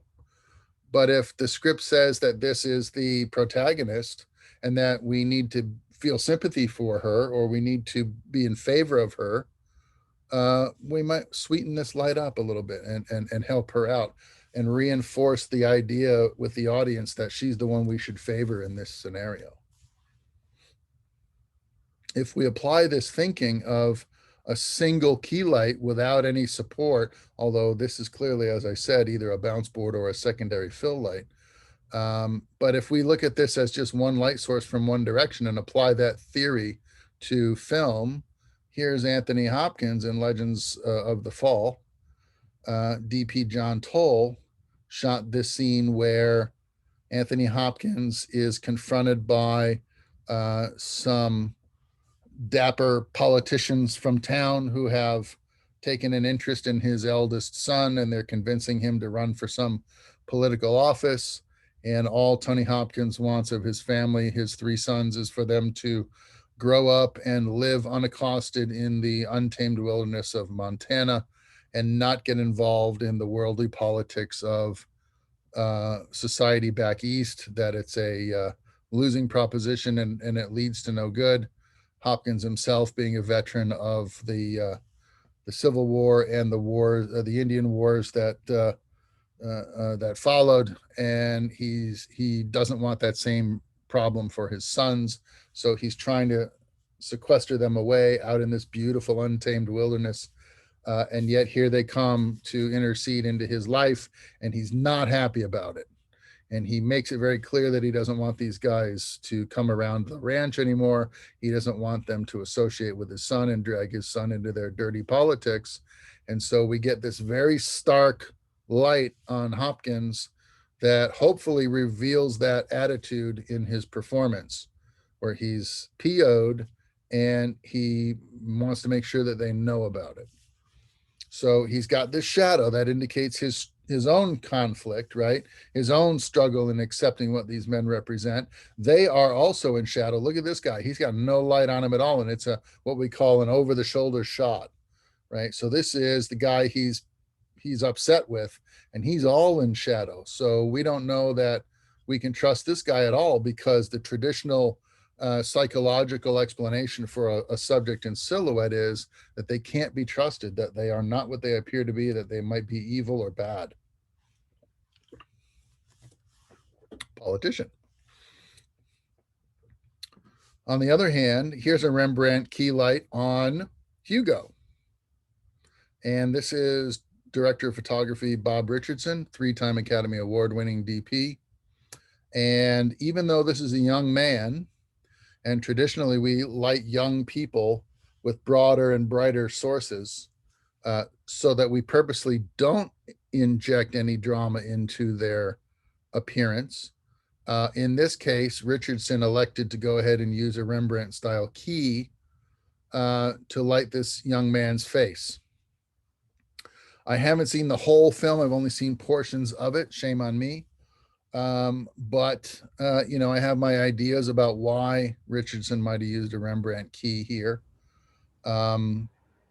Hugo has recently been introduced into a world that he recently was not aware even existed. And so therefore, there's a little bit of mystery in his lighting that we might not ordinarily see in an innocent child, right? I believe Hugo's also an orphan in this film, if I'm not mistaken. Has anybody seen Hugo? This film, I have. It's such a good movie. Why don't you give us then your interpretation of what you see here and see if all this theory works? Okay, Tell us what you see. Let's see, I'm trying to figure out what scene that's from. It looks like so the light is shining on him, that it kind of represents a revelation, I guess, or being introduced to something new. while he's still kind of stuck like with the shadow, it kind of shows that he's still like shaded in his past and trying still used to his like everyday life or something like that. I don't know really how to explain it correctly. Would you say maybe that it represents some kind of an emergence out of an unknowing darkness and into the light of understanding of a bigger, broader world that he wasn't privy to before? Yeah. Also, Nina said, I think this is the scene where he was stealing something, and I'm pretty sure she's right. So that's why there's also a hard shadow, which shows kind of like his ways of stealing, which he tries to get away with, and Stole something. light also, yeah, it also Stole the light something. also tries to portray his innocence. Sure. He stole something. So he's hiding something by definition, right? He doesn't want us to know that he stole something. He stole it because he had to, right? But still, he's embarrassed that he had to do it. And he probably doesn't like the idea that whoever he has to account to is now disappointed maybe in his action. But he wasn't, I don't think that he was rancorous about it. It wasn't malevolent. And I say that because he has a hair light. You see that subtle hair light on him? He's got a background that's fairly lit, and we can see adequately his profile against the background.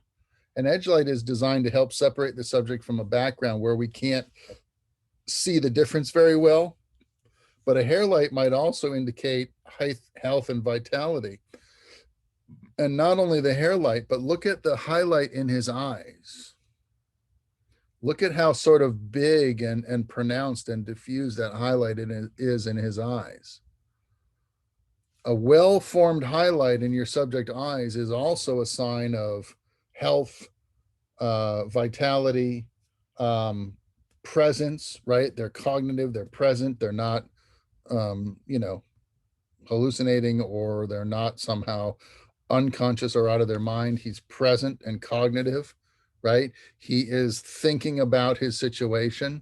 So there's a lot of things going on in this lighting scheme, which are supporting this particular moment in the script, right?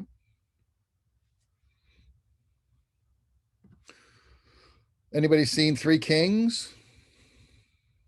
I got to get some more up-to-date photo references here, I guess. Okay, Three Kings is a film that came out sometime after Desert Storm 1. So it's George Clooney, and he is in the army. He's over in Iraq. They're about to pull out from their assignment. They find out there's $1 million buried in a bunker in the desert somewhere. They've got a map. They know basically where it is. They want to go and get it, but they've been ordered to retreat and get out of the zone, get out of the country. And so they're trying to make a decision, should they go for the money or not, right? So here we got a character who's lit for texture now. This is DP Newton Thomas Siegel. And he is, I think he's also the guy that shot Drive. He has given us a key light on George Clooney that's not coming from the front.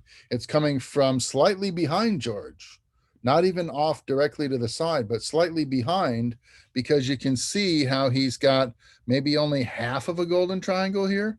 So that light is coming around behind, and he's got a lit practical light source back here. A practical is a light fixture we see on camera that looks like it's doing work as well. And it is apparently providing the light that's hitting him in the face. Okay. But there's a lot of shadow here. In fact, his head is mostly shadow and very little illumination, very little shape that reveals him for who he is, right? So this symbolically could indicate to us that he's a guy that you probably can't trust. And turns out he's trying to steal a lot of money that doesn't belong to him. And he wants to take it home for himself. And he shouldn't be doing that because he's a soldier in the armed forces, and that would be something that he would be punished for. And so we get this sort of interpretive lighting here that shows him in a you know, a conflicted state of mind, right? Do I follow orders and do what I'm told, be a good soldier, or do I steal the money, right? You could think of it that way. You could also think of it as he's simply standing in a tent with one work light, and what is he supposed to look like? Well, we can take a lot of liberty with our lighting, okay? And it can have meaning. Sometimes it appears to have meaning when it doesn't. Other times it doesn't appear to have meaning, and it's loaded with subtext. So that's kind of the beauty of this whole thing. So the fill light, if we're going to look at George again, the fill light is designed to complement what the key light is doing. So the key light is creating shape, texture, tone, color, exposure. The fill light is going to complement that choice by controlling contrast. So we don't have the evidence of a fill light here on George because this shadow is very inky dark. Okay, if there was a fill light, we would see some detail in here, and we don't. So that means that only the one light is hitting George, and it's hitting him in what we call a 3/4 back key position. Okay, from slightly behind him. I don't know that Hugo's got any fill light on him either because this is a pretty deep, dark shadow, right? And Tony definitely doesn't have any fill on him because this is all dark over here as well. So the fill light is designed to lower the contrast that is created by the key light and fill in the shadows a little bit, not eliminate them. The fill light is not designed to be the antithesis of your key light. It's not put in to stop the key light from doing what it's doing. We put the key light in a very specific place for the shape, for the texture, for the tone. So the fill light is just going to go in and make the shadows not quite as dark, right? So it's going to come in at maybe 50% of the value of the key light, maybe even less, just enough to raise the value of the shadows, to reveal a little bit of detail in there. And then we can have a very bright fill light or a very dim fill light based on how much contrast we want in the scene. Okay. It's also designed to start in a traditional position, which is directly opposite of whatever side you picked for your key light. So if you picked your key light to work camera left, 45 degrees off axis to the lens and slightly above eye level, then that's where you would start with your fill light as well. 45 degrees off axis in the opposite direction and slightly above eye level. And then you would turn that light on at 50% of whatever the key light is doing. So if the key light is giving you an exposure of f4 on your subject from 6 feet away, then you're going to turn your fill light on, and your fill light is going to be say f2.8 at the same 6 feet away, half as bright as your key light. Okay, I know it's half as bright. Why? Because half as much light comes out of a source at 2.8 than comes out of a source at f4. And you should remember that from our discussions about exposure. Okay, here's a shot from the movie Her. Do you guys remember this film? Did you see it? So Joaquin Phoenix is everyday dude that has a job for I think it's a greeting card company or something, and he writes these sort of utility limericks or poems and sends them to people to make them feel better. And he's in love with his new girlfriend, who happens to be his computer's operating system. It's a funny concept, but it's actually a very charming movie. Has a lot of feeling in it. The director of photography is Hoyt van Hoytema. This is one of his breakout films that gained him recognition. He's done movies like Spectre. He shot Tinker Tailor Soldier Spy. He shot Matthew McConaughey's space movie. He shot Interstellar. Okay. He shot this movie, Her. Okay, so this is Joaquin Phoenix. He's got a key light coming probably from the hard, real sun coming through the window of his apartment. And to balance the contrast out and to raise the level of shadow, this guy's in love after all. He's feeling good about himself. He's not feeling conflicted. He's not feeling bad. He's feeling fulfilled. So the level of fill here is quite high, right? So that we see detail in here, and it's not It's not offering any dramatic subtext that would mislead us from interpreting how he feels here, right? The same could be said for Rose in Titanic. So she's a bubbly person. She's got the best of all worlds. She's a debutante from a family with a good reputation. She is engaged to a rich guy who is a Wall Street tycoon at the turn of the last century. Everything's wonderful. She's on this fabulous European vacation with her betrothed. And the only bad thing is they hitched a ride back to the United States on the Titanic, right? But other than that, life is good. And then not only is life good, but then in the course of being out on the cruise, she meets this young guy, Leonardo DiCaprio, who's a very talented artist. He's also a fun guy to be around. She likes him a lot, and they end up developing a romantic interest in one another.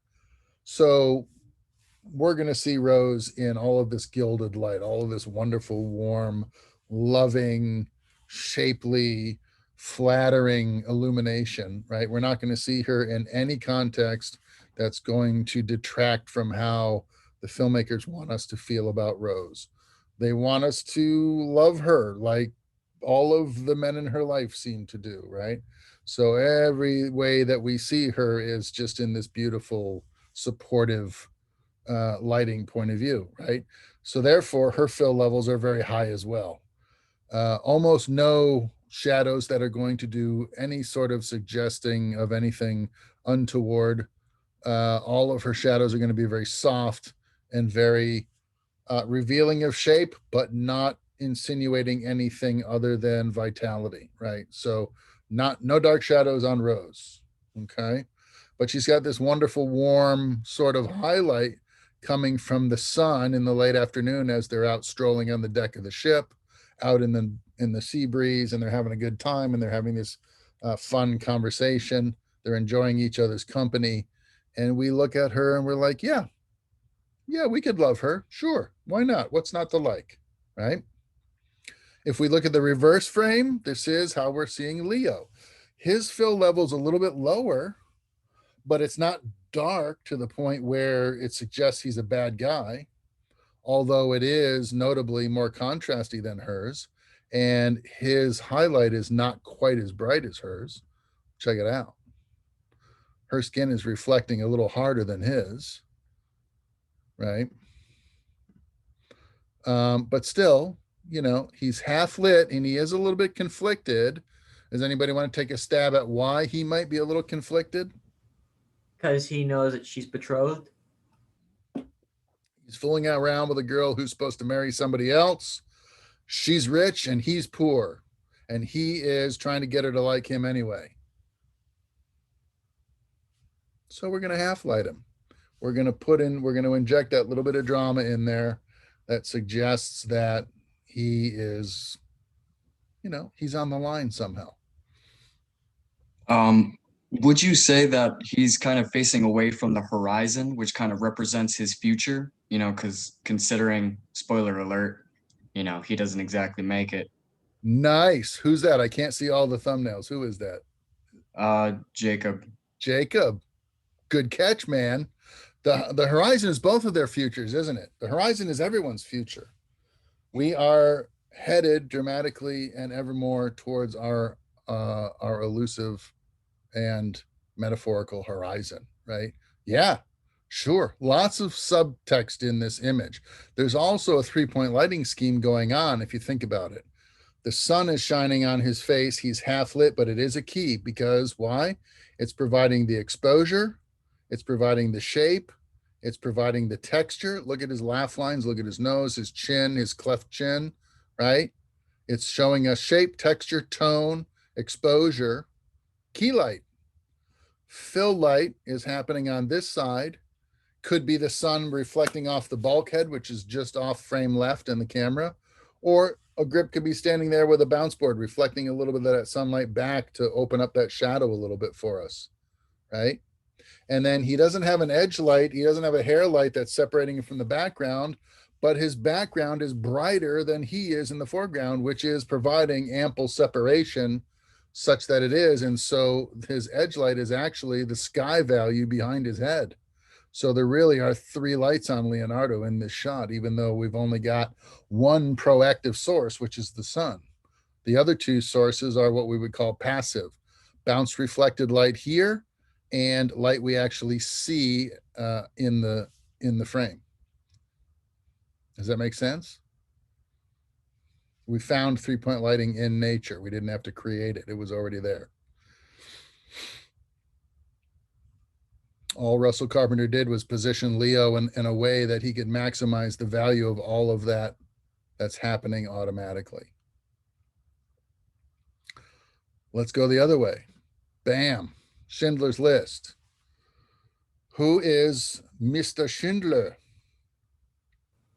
The guy that's got the light coming off the side of him, even though most of his face is obscured in shadow. Liam Neeson. Yeah, the guy on the right. Yeah. And in the film, do you remember what he was doing?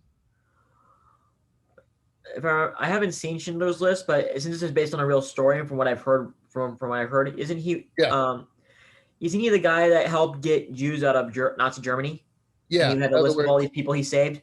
Yeah, he had some kind of factory and he was making, I think, textiles or something. And he needed workers in the factory. So he convinced the Nazis to spare his employees who were Jewish, even though he was a German citizen. And he ends up helping them avoid the concentration camp and near certain death. And so he was considered a hero.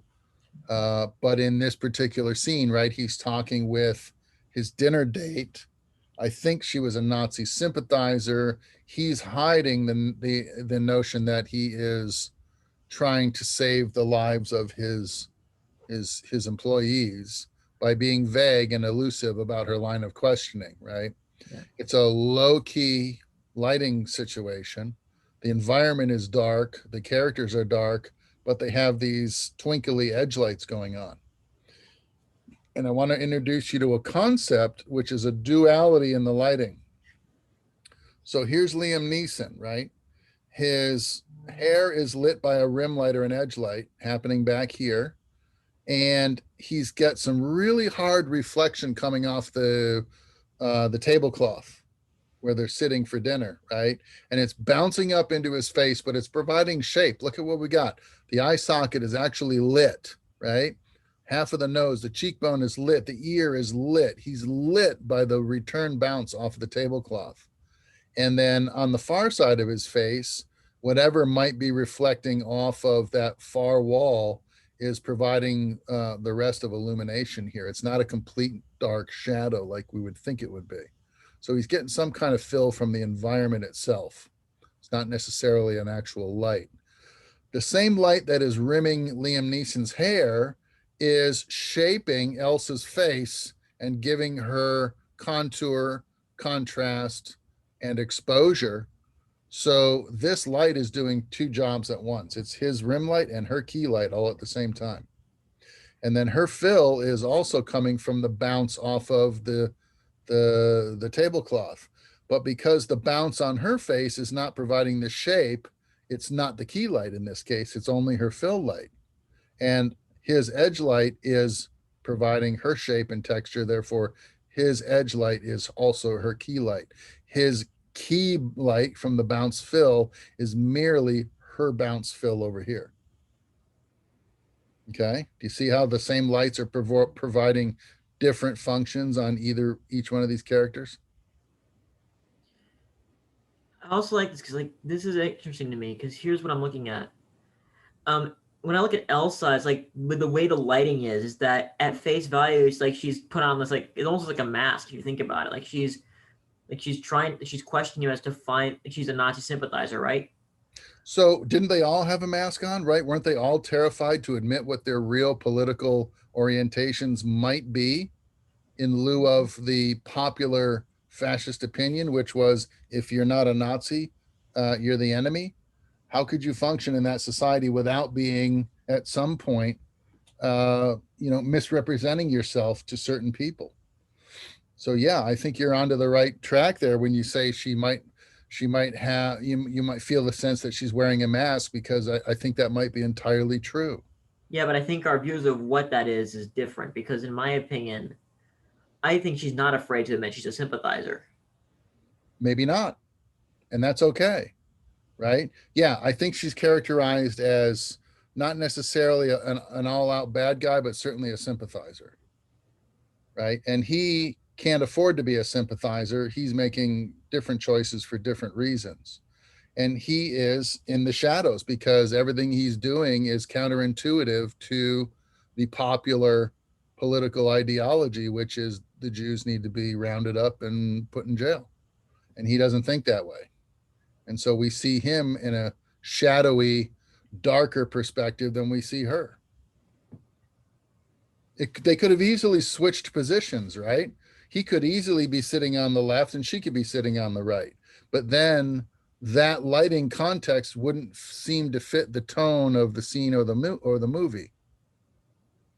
Because the whole point is he's conducting his activities in the shadows, behind the backs and unseen by the Nazis who are taking over the country. And she's walking out in the bright of day because she's a sympathizer.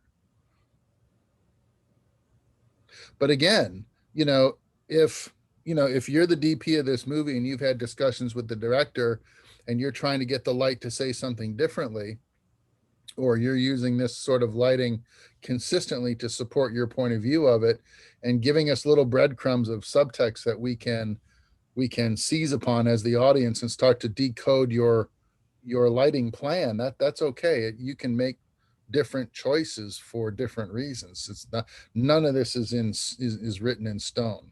Okay. But here are my additional carrots explaining her lighting, her fill, her key light, and what it all means. The same couple of lights are doing different jobs on each of these characters. And it's kind of a concept that I'm going to show you in a minute here. It's a form of something I call a double back cross. First, I want to give you the official explanation of the rim light or the edge light, okay? The rim or the edge light is important to three-point lighting, as it helps establish or reaffirm the shape of the subject. Whatever the key light has failed to describe to us in terms of overall shape, the edge light's going to finish that idea for us, okay? And a lot of times the edge light will happen on the opposite side that the key light is doing work. So the key light will shape this side of the face, and then an edge light will work the low side or the shadow side to continue the profile for us and separate that subject from the background. That's the predominant job of the edge light, is to separate our subject from an obscure background. Okay, so we can figure out, where the subject stops and the background starts. Okay. When you use an edge light as a key light, though, you get the light we got here on Sigourney Weaver at the end of Alien. It's an edge light that's also coming from behind her, but it's also providing the principal shape and texture to her face, and there's nothing else going on. No fill light, no edge light, no nothing. So this is a backlight that is also what we call 3/4 back key light.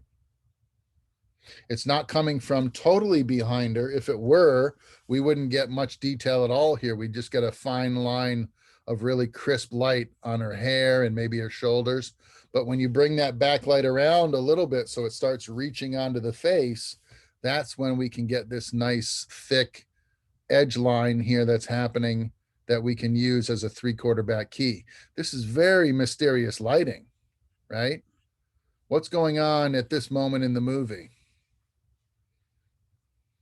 This is the ending scene from what, because I've seen locals of this, but this is basically she's giving the final log before she's going into cryogenic sleep. And so she spends, and this basically sets up the premise for the next movie, which takes place 57 years afterwards, because she's killed the xenomorph, she's killed Ash, the xenomorph killed everybody, she's the last survivor, and now in the context of the lining in the back key, I think the back key just provides the past being behind her now, like all the stuff. Yeah.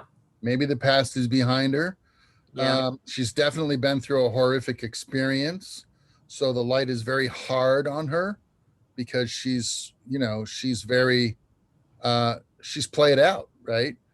But there's something else that we're being set up for subconsciously that we don't even know till the next movie, which is the possibility of what? You want to venture a guess? That there might be more. Well, yeah. When I say there might be more, I say Yeah. that when I say that there might be more, I mean like more xenomorphs out there Right. Specifically where?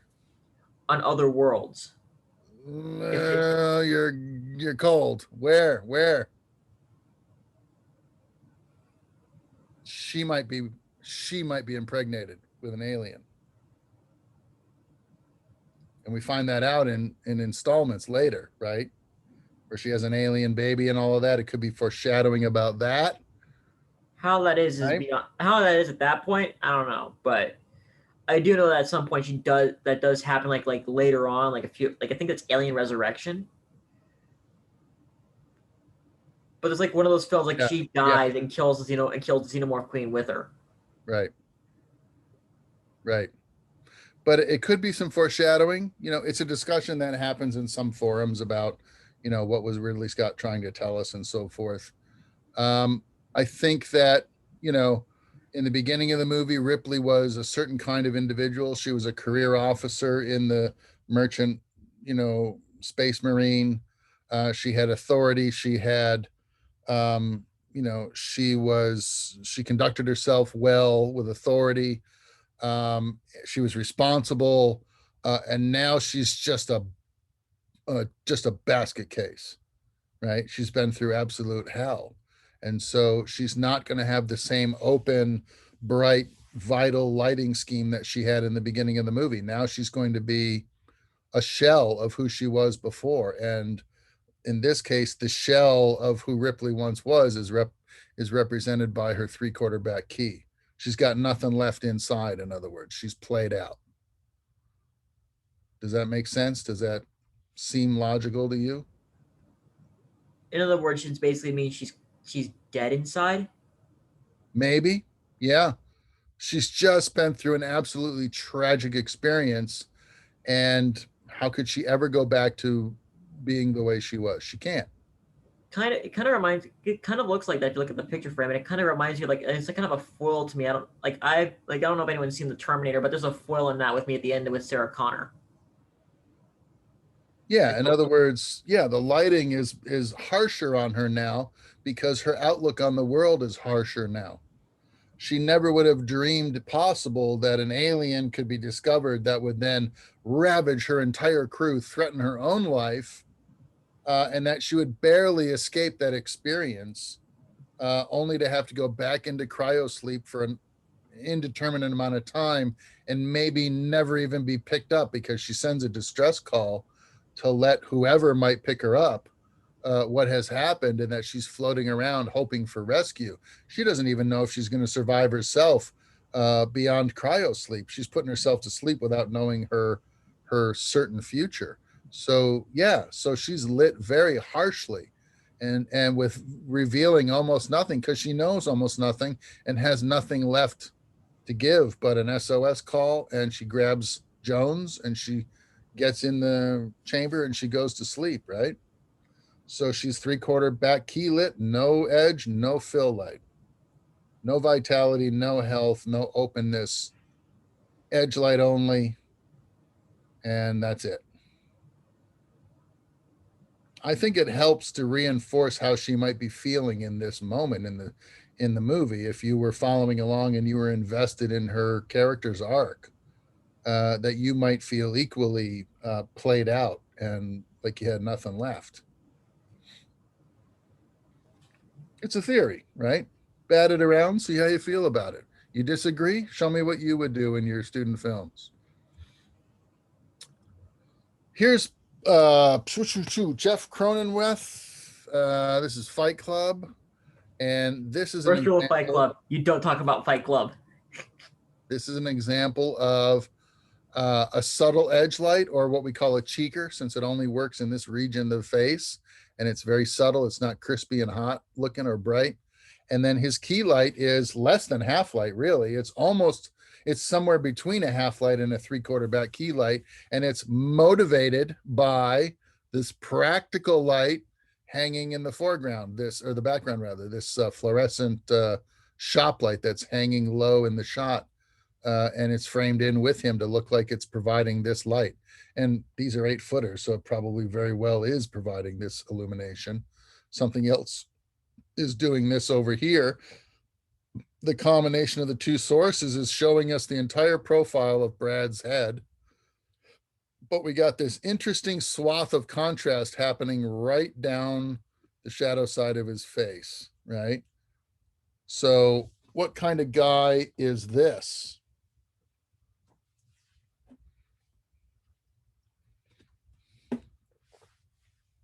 How many of you have seen Fight Club? Tell us, Alan, what kind of guy is this? Kind of a crazy lunatic guy. Well, guy in quotation marks. Because He's the narrator's personification of himself. alter ego, right? There you go, yeah, sure. Psychological opposite, right? He's He's what the narrator wants to be. yeah, he's a construct, right? Mm-hmm. So he's not going to have a realistic look about him because he doesn't represent a real character. He represents a psychosis. He is Edward Norton's psychosis, right? He's the side of Edward Norton's ego that gets him into a lot of trouble by doing things that Edward Norton wouldn't normally do in his conscious state, right? Yeah. So he's got this sort of other surreal look about him.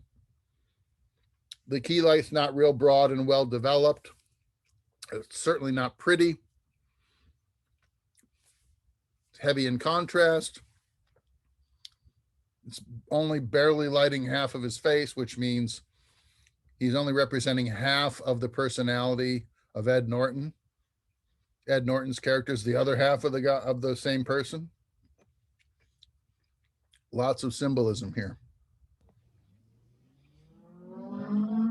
How about this? I'm seeing kind of a common theme with the half lighting. Does that kind of represent like a choice in the narrative? Absolutely. Yes. Because Neo has to decide whether he wants the red pill or the blue pill, and whether he wants to, be in the Matrix or not. And then in the previous Fight Club, it's whether he wants to listen to Brad Pitt or listen to who he is, et cetera, Alien, whether she wants to off herself or go into cryo sleep. Yeah. Yeah. Now you're getting it. This is all the suggestions of the cinematographer of how this character might be feeling without the character turning to the screen like Kevin Spacey in House of Cards and telling us exactly how he feels, right? The character's not going to do that. So the cinematographer is trying to help you decide who and how this character is going to be by the way they light them, right? And in this case, yeah, whether it's before or after he takes the blue pill, he doesn't know that he should trust Morpheus and Trinity. He's not sure what to make of this world he's in now, because before that, he was a programmer in the Matrix and he didn't even realize he was asleep and he was in an artificial world.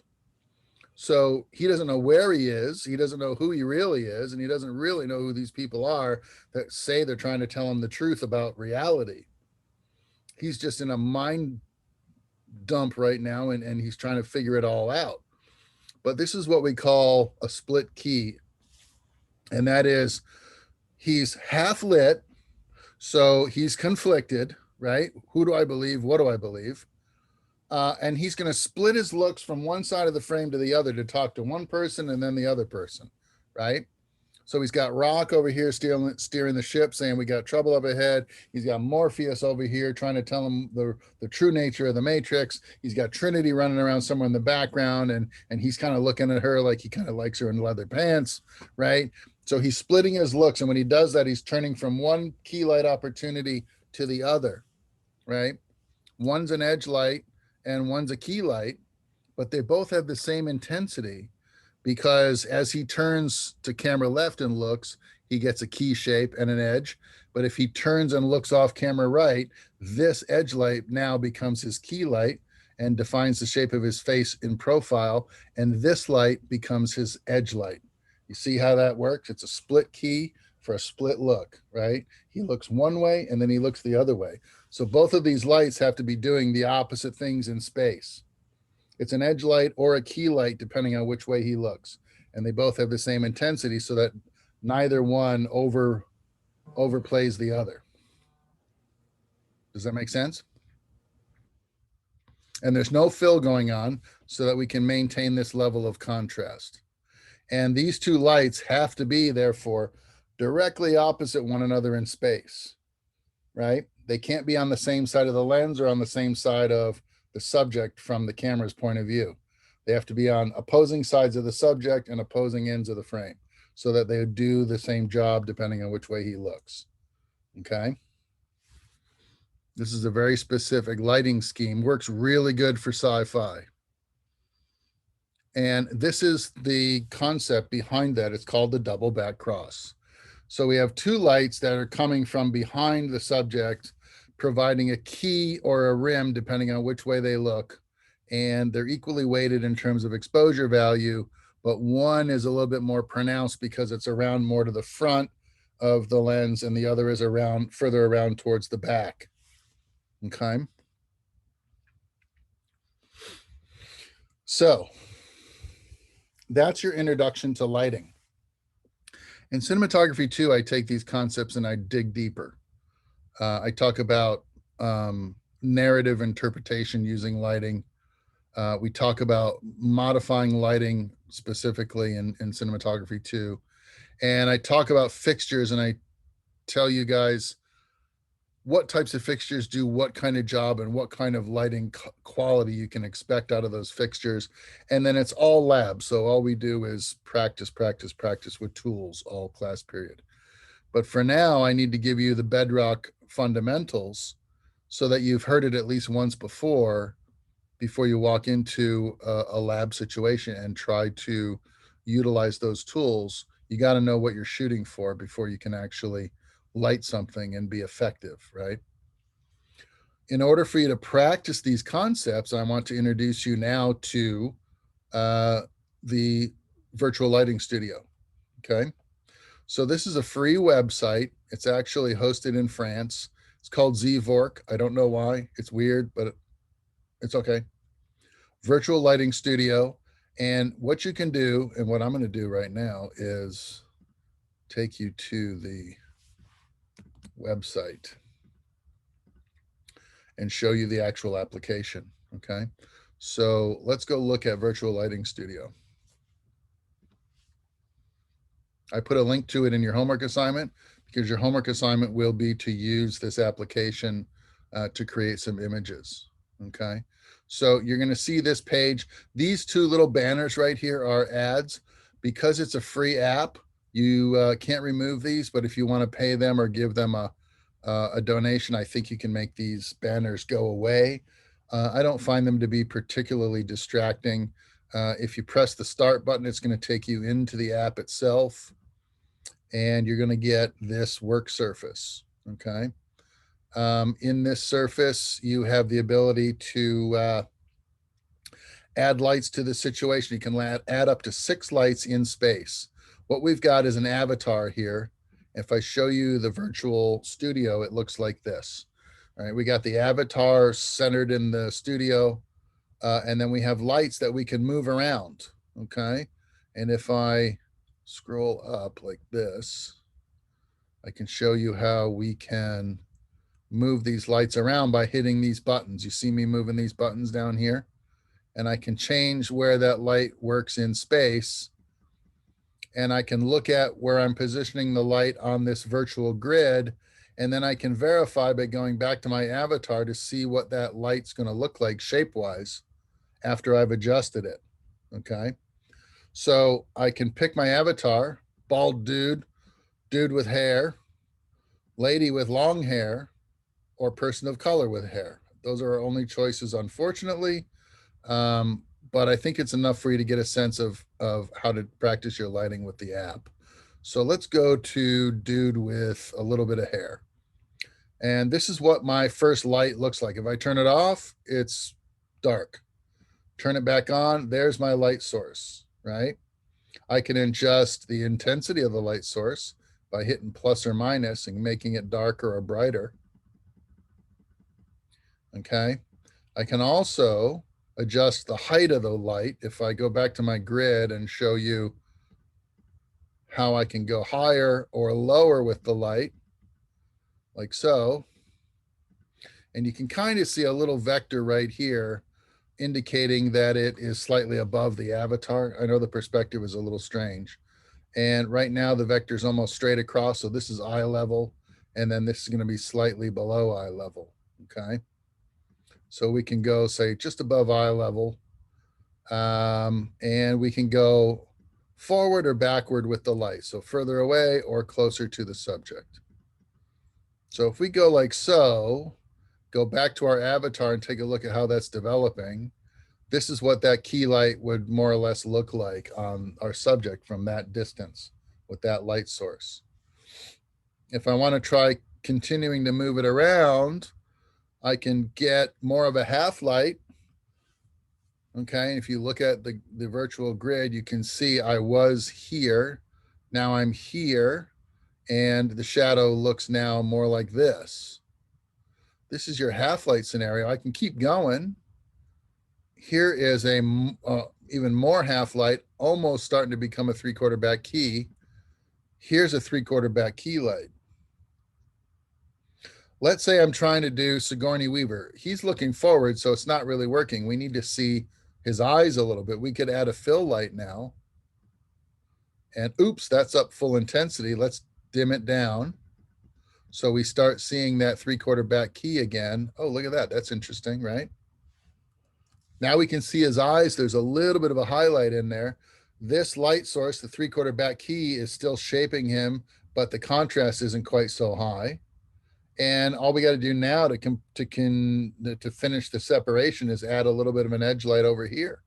So let's add another light. Poof, it puts it right out in front again. We got to move it. So let's move it around to the opposite side from the key light.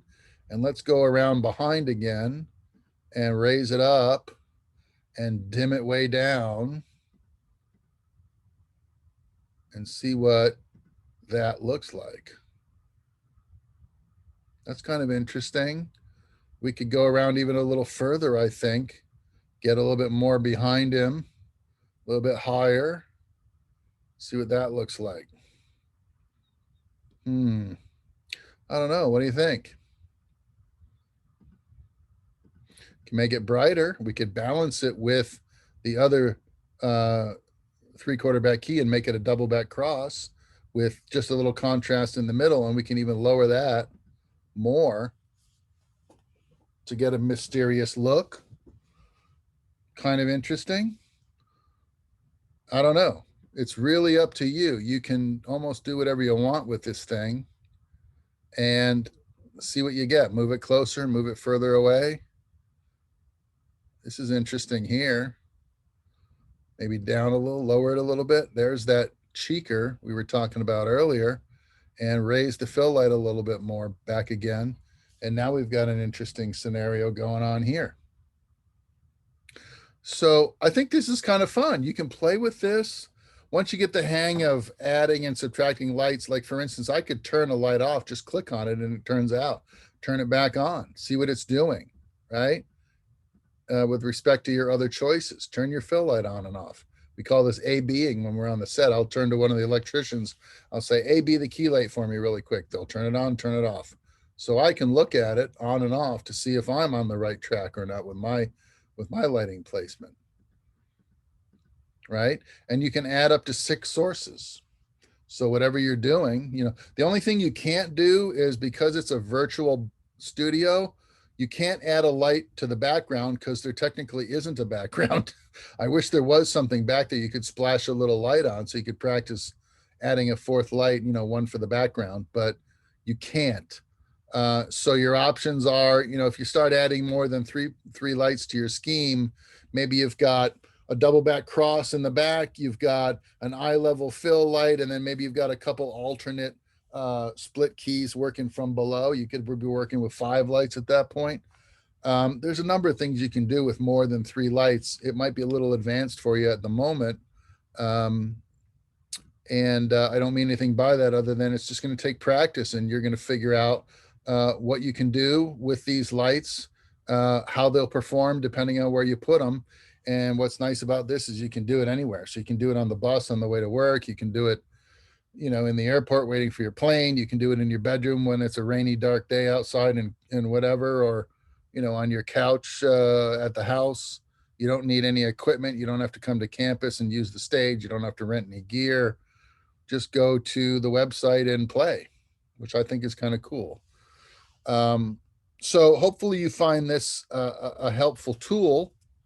And if you have any questions about it, you can always go to the same YouTube page where I post all your lectures and look for my video on how to use Zvork Lighting Simulator.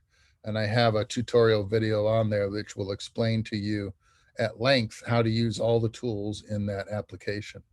So now for your repertoire, you've got a depth of field simulator and you've got a virtual lighting studio that you can practice with and get comfortable with these concepts without needing any additional facilities or assets to check out or to rent or to buy. So hopefully you find that helpful. Your assignment then for this week is going to be to use Virtual Lighting Studio and give me 2 images. So you don't have to pay to use this app, but you can't save anything, right? You can certainly use your screen capture or your frame grab or your snippet tool, depending on what kind of computer you're using, and you can capture your work, right? So if I wanted to, let's say I wanted to submit this as my homework assignment. So I'm on an Apple laptop. I'd go Shift-Option-4. I'd get my frame grab tool out and I would just lasso this whole piece right here. And it puts that image on my desktop as a PNG file, right? Then I can take that PNG file and I can import it into a Word document, and I can put some submission notes under that image. 3-point lights, my key light was slightly behind my subject, 3/4 back key light, camera right, edge light, camera left. And it is the same intensity as my key light. My fill light is frontal, above eye level at minus 3.5 exposure value. So it's darker than my edge lights. And you can give me that information on your document, on your Word doc. So I want you to give me a 3-point lighting scenario, and this qualifies.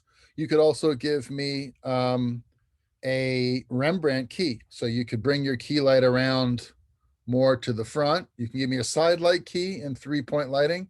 You can give me a Rembrandt key in 3-point lighting. This would be a Rembrandt key with a little bit of fill and an edge light. You could turn off the edge light, or you could turn off the fill light, okay, and capture that for me as your 3-point lighting scenario, and then show me what you would do that you prefer. Let's say you like some really weird, moody lighting, right? You like all this stuff turned off, and you liked the, you liked the moody half light, but you have a really low fill level, no edge, and you've got a side light key. And this is your alternative. You prefer this for the types of films you like to shoot. Show me that too, and tell me about it in a little bit of a blurb under your image. You can import both images into the Word doc. Give me all your information. And I would like you to label it, if possible, if you can access something like Photoshop, label your images for me. So let me show you from my Monday class because I can't find the tab to the other one. Here is your assignment. It looks like this. You see how I've got an image of Woody, Sheriff Woody from Toy Story, and he is labeled, right? Here's his rim light. Here's his low key light from a bounce. Here's an alternate rim light here. One rim is low, one rim is high. Here's his fill light from here. If you can label your image like so, that would be ideal, okay? so that you can tell me what each light is and what it's doing. That's the whole point, right? So label your image and then tell me what's going on in the image in terms of your lights and their positions. And that's your assignment, 2 images, 1 3-point lighting and 1 that you like better. Okay. I think it's pretty simple. Practice for a little while using the software and you ought to be good enough with it that you could do this assignment pretty easily. So I don't think it's going to take you much time to do. And you can do it in your jammies on the sofa. So that's good news. Okay. Does anyone have any questions, comments, observations, anything to offer this discussion before I adjourn for the evening? I got like 2 things mainly because I found like a few because like there is a scene that I found that I saw in that I remember the Terminator, like when Sarah Connor and Kyle Reese escape the truck explosion and then the robot comes out. There was a bit of lighting that I found interesting to it. Like, let me get it pulled up real quick. Is this towards the end of the film? Yes, it is. Okay. Is this a question about lighting? A little bit, yes. This is basically as he's coming out of the wreckage. Right. Yeah. Okay. So the whole lighting thing, isn't that meant to give some sort of intimidation or terror in that sense? Well, it's a CG robot, right? No, it's not. It's stop motion. Stop motion. Right. Okay. In other words, it's not really in that scene with the turned over tanker truck. And it's probably not made out of metal. It's probably made out of plastic that's been molded and painted, right? So the lighting that they're going to use is going to do 2 things. It's going to give it a metallic look, and they do the metallic look by lighting with a double back cross. You see that? How the lighting is coming from behind on both sides to give it that edgy, crispy look? Yeah. And there's no real detail. There's a lot of contrast to the front of that robot. Why do you suppose that would be? Mostly, I'm not really sure to a degree. Okay, if it was a human, we'd probably say, well, the contrast is helping reinforce the idea that it's the bad guy. Okay, but in this context, that's not what's happening. The reason why you've got a lot of contrast on the front of that robot as he comes out of the fire is because it's a little tiny stop motion critter that is then green screened and superimposed over the plate of the flipped over tanker truck. So it's not a real character, it's a little model. And the more light we put on a little model, the more errors and flaws and details that we reveal that spoil the illusion. Does that make sense? Yeah. So with prosthetics, with stunts, a lot of times, if we don't really want to see the identity of the stuntman, we want to think it's Tom Cruise, but it might not be Tom Cruise. We're not going to fully light that stuntman because we'll be able to see it's clearly not Tom Cruise because he's lit well enough to discern the difference. But if you put a lot of shadow in there and you suggest it's Tom Cruise by the same makeup, hair, and wardrobe, and for a split second you see somebody move through the frame doing something dangerous, you might take for granted that that really is the marquee actor and not the stunt guy. So a lot of times we're going to play with our lighting to hide details we don't want the audience to pick up on. Interesting, because when I looked at it, I looked at a lot of the technology they used behind the scenes, because back then they were still CGI was still in its early phases. Yeah. But so in '84, back in this is like the end of stop motion, and so what they used is they did stop motion, and there's another shot. This is when they used the puppet. I don't know if I can see. Oh shoot, it just disappeared on me. But they used the puppet as well for the close-up shots. Mm-hmm. Like right here. Yeah. That almost looks metallic, right? Yeah. Why? Because the backlights are reflecting at the right angle. They're nice and bright and crispy and edgy, and they give that shiny metallic feel. Remember the shot of C-3PO and remember the man in the armor? Yeah. If a light comes from in front of the subject, you see the source reflected back at you. If that's a little tiny model with a lot of physical imperfections in its manufacture, and you shine a front light on it, you're going to see all that detail and you're going to spoil the illusion of it being the Terminator. So you light them from behind. So you see only what you need to see, only enough detail to support the idea that it's metallic, it's evil, and it's coming at you and it's going to do you harm, even though it's only this tall in reality. But we don't know that because of the way we lit it. So sometimes our lighting is telling us information we want the audience to have, and sometimes our lighting is disguising details from the audience that we don't want them to have, like the zipper in the rubber suit of the creature, or the really poor prosthetic makeup applications on zombies, right? We don't front light zombies unless the makeup is really, really good and convincing and what we call camera ready. If it's not, if it's very crude because it's a low budget movie and not very well done, then we backlight and edge light those subjects to get the texture, to get the sense of mystery, and to get the contrast that we want to hide the details and the imperfections. So we have two ways of thinking about our lighting. It's a good question. Anybody else? No? Okay. You guys Actually, want there's one thing about lighting, because I haven't watched this movie, but there, like, you've seen the opening scene to The Exorcist, right? Like where the priest comes out to the house and there's like a light shining down on him. Yeah, that's the first one, right? You're talking about the first one? Yeah, from 1973. Yeah. Yeah, how would that light portray itself in that sense?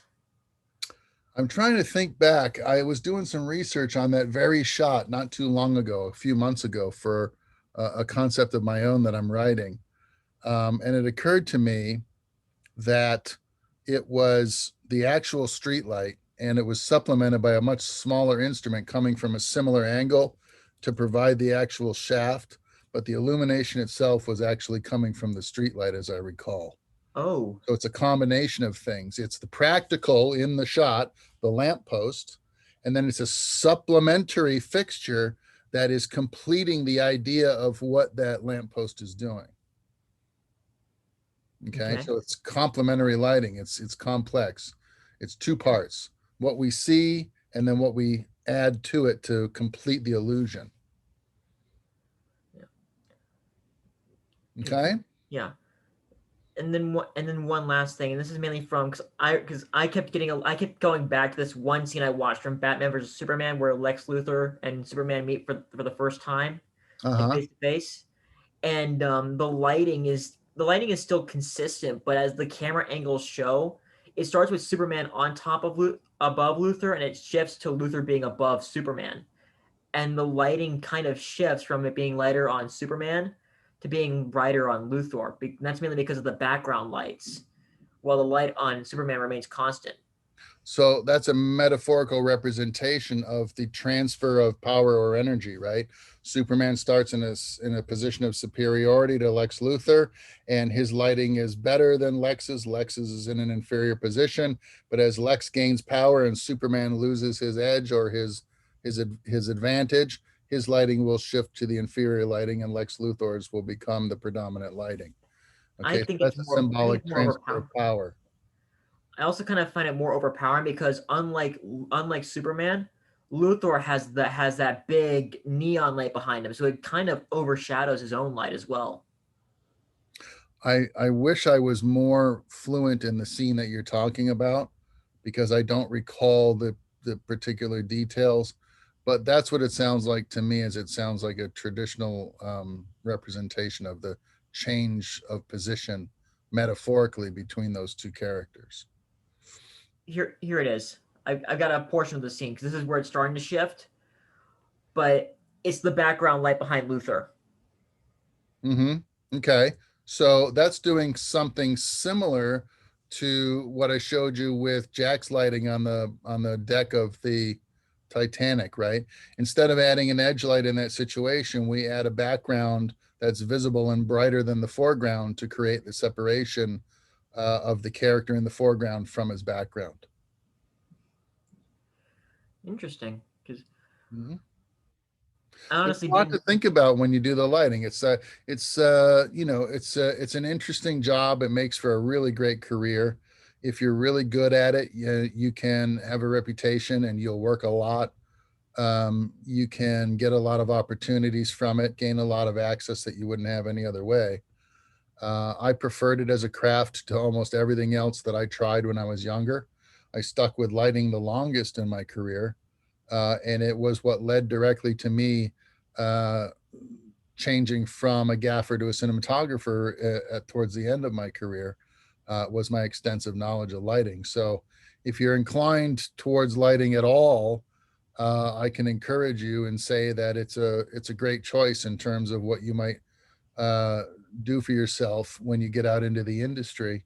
You'll learn a lot, you'll meet a lot of cool people, and you'll probably have greater access than you would some of the other jobs that are a little bit more sought after, a little bit more competitive, and a little bit less frequent, right?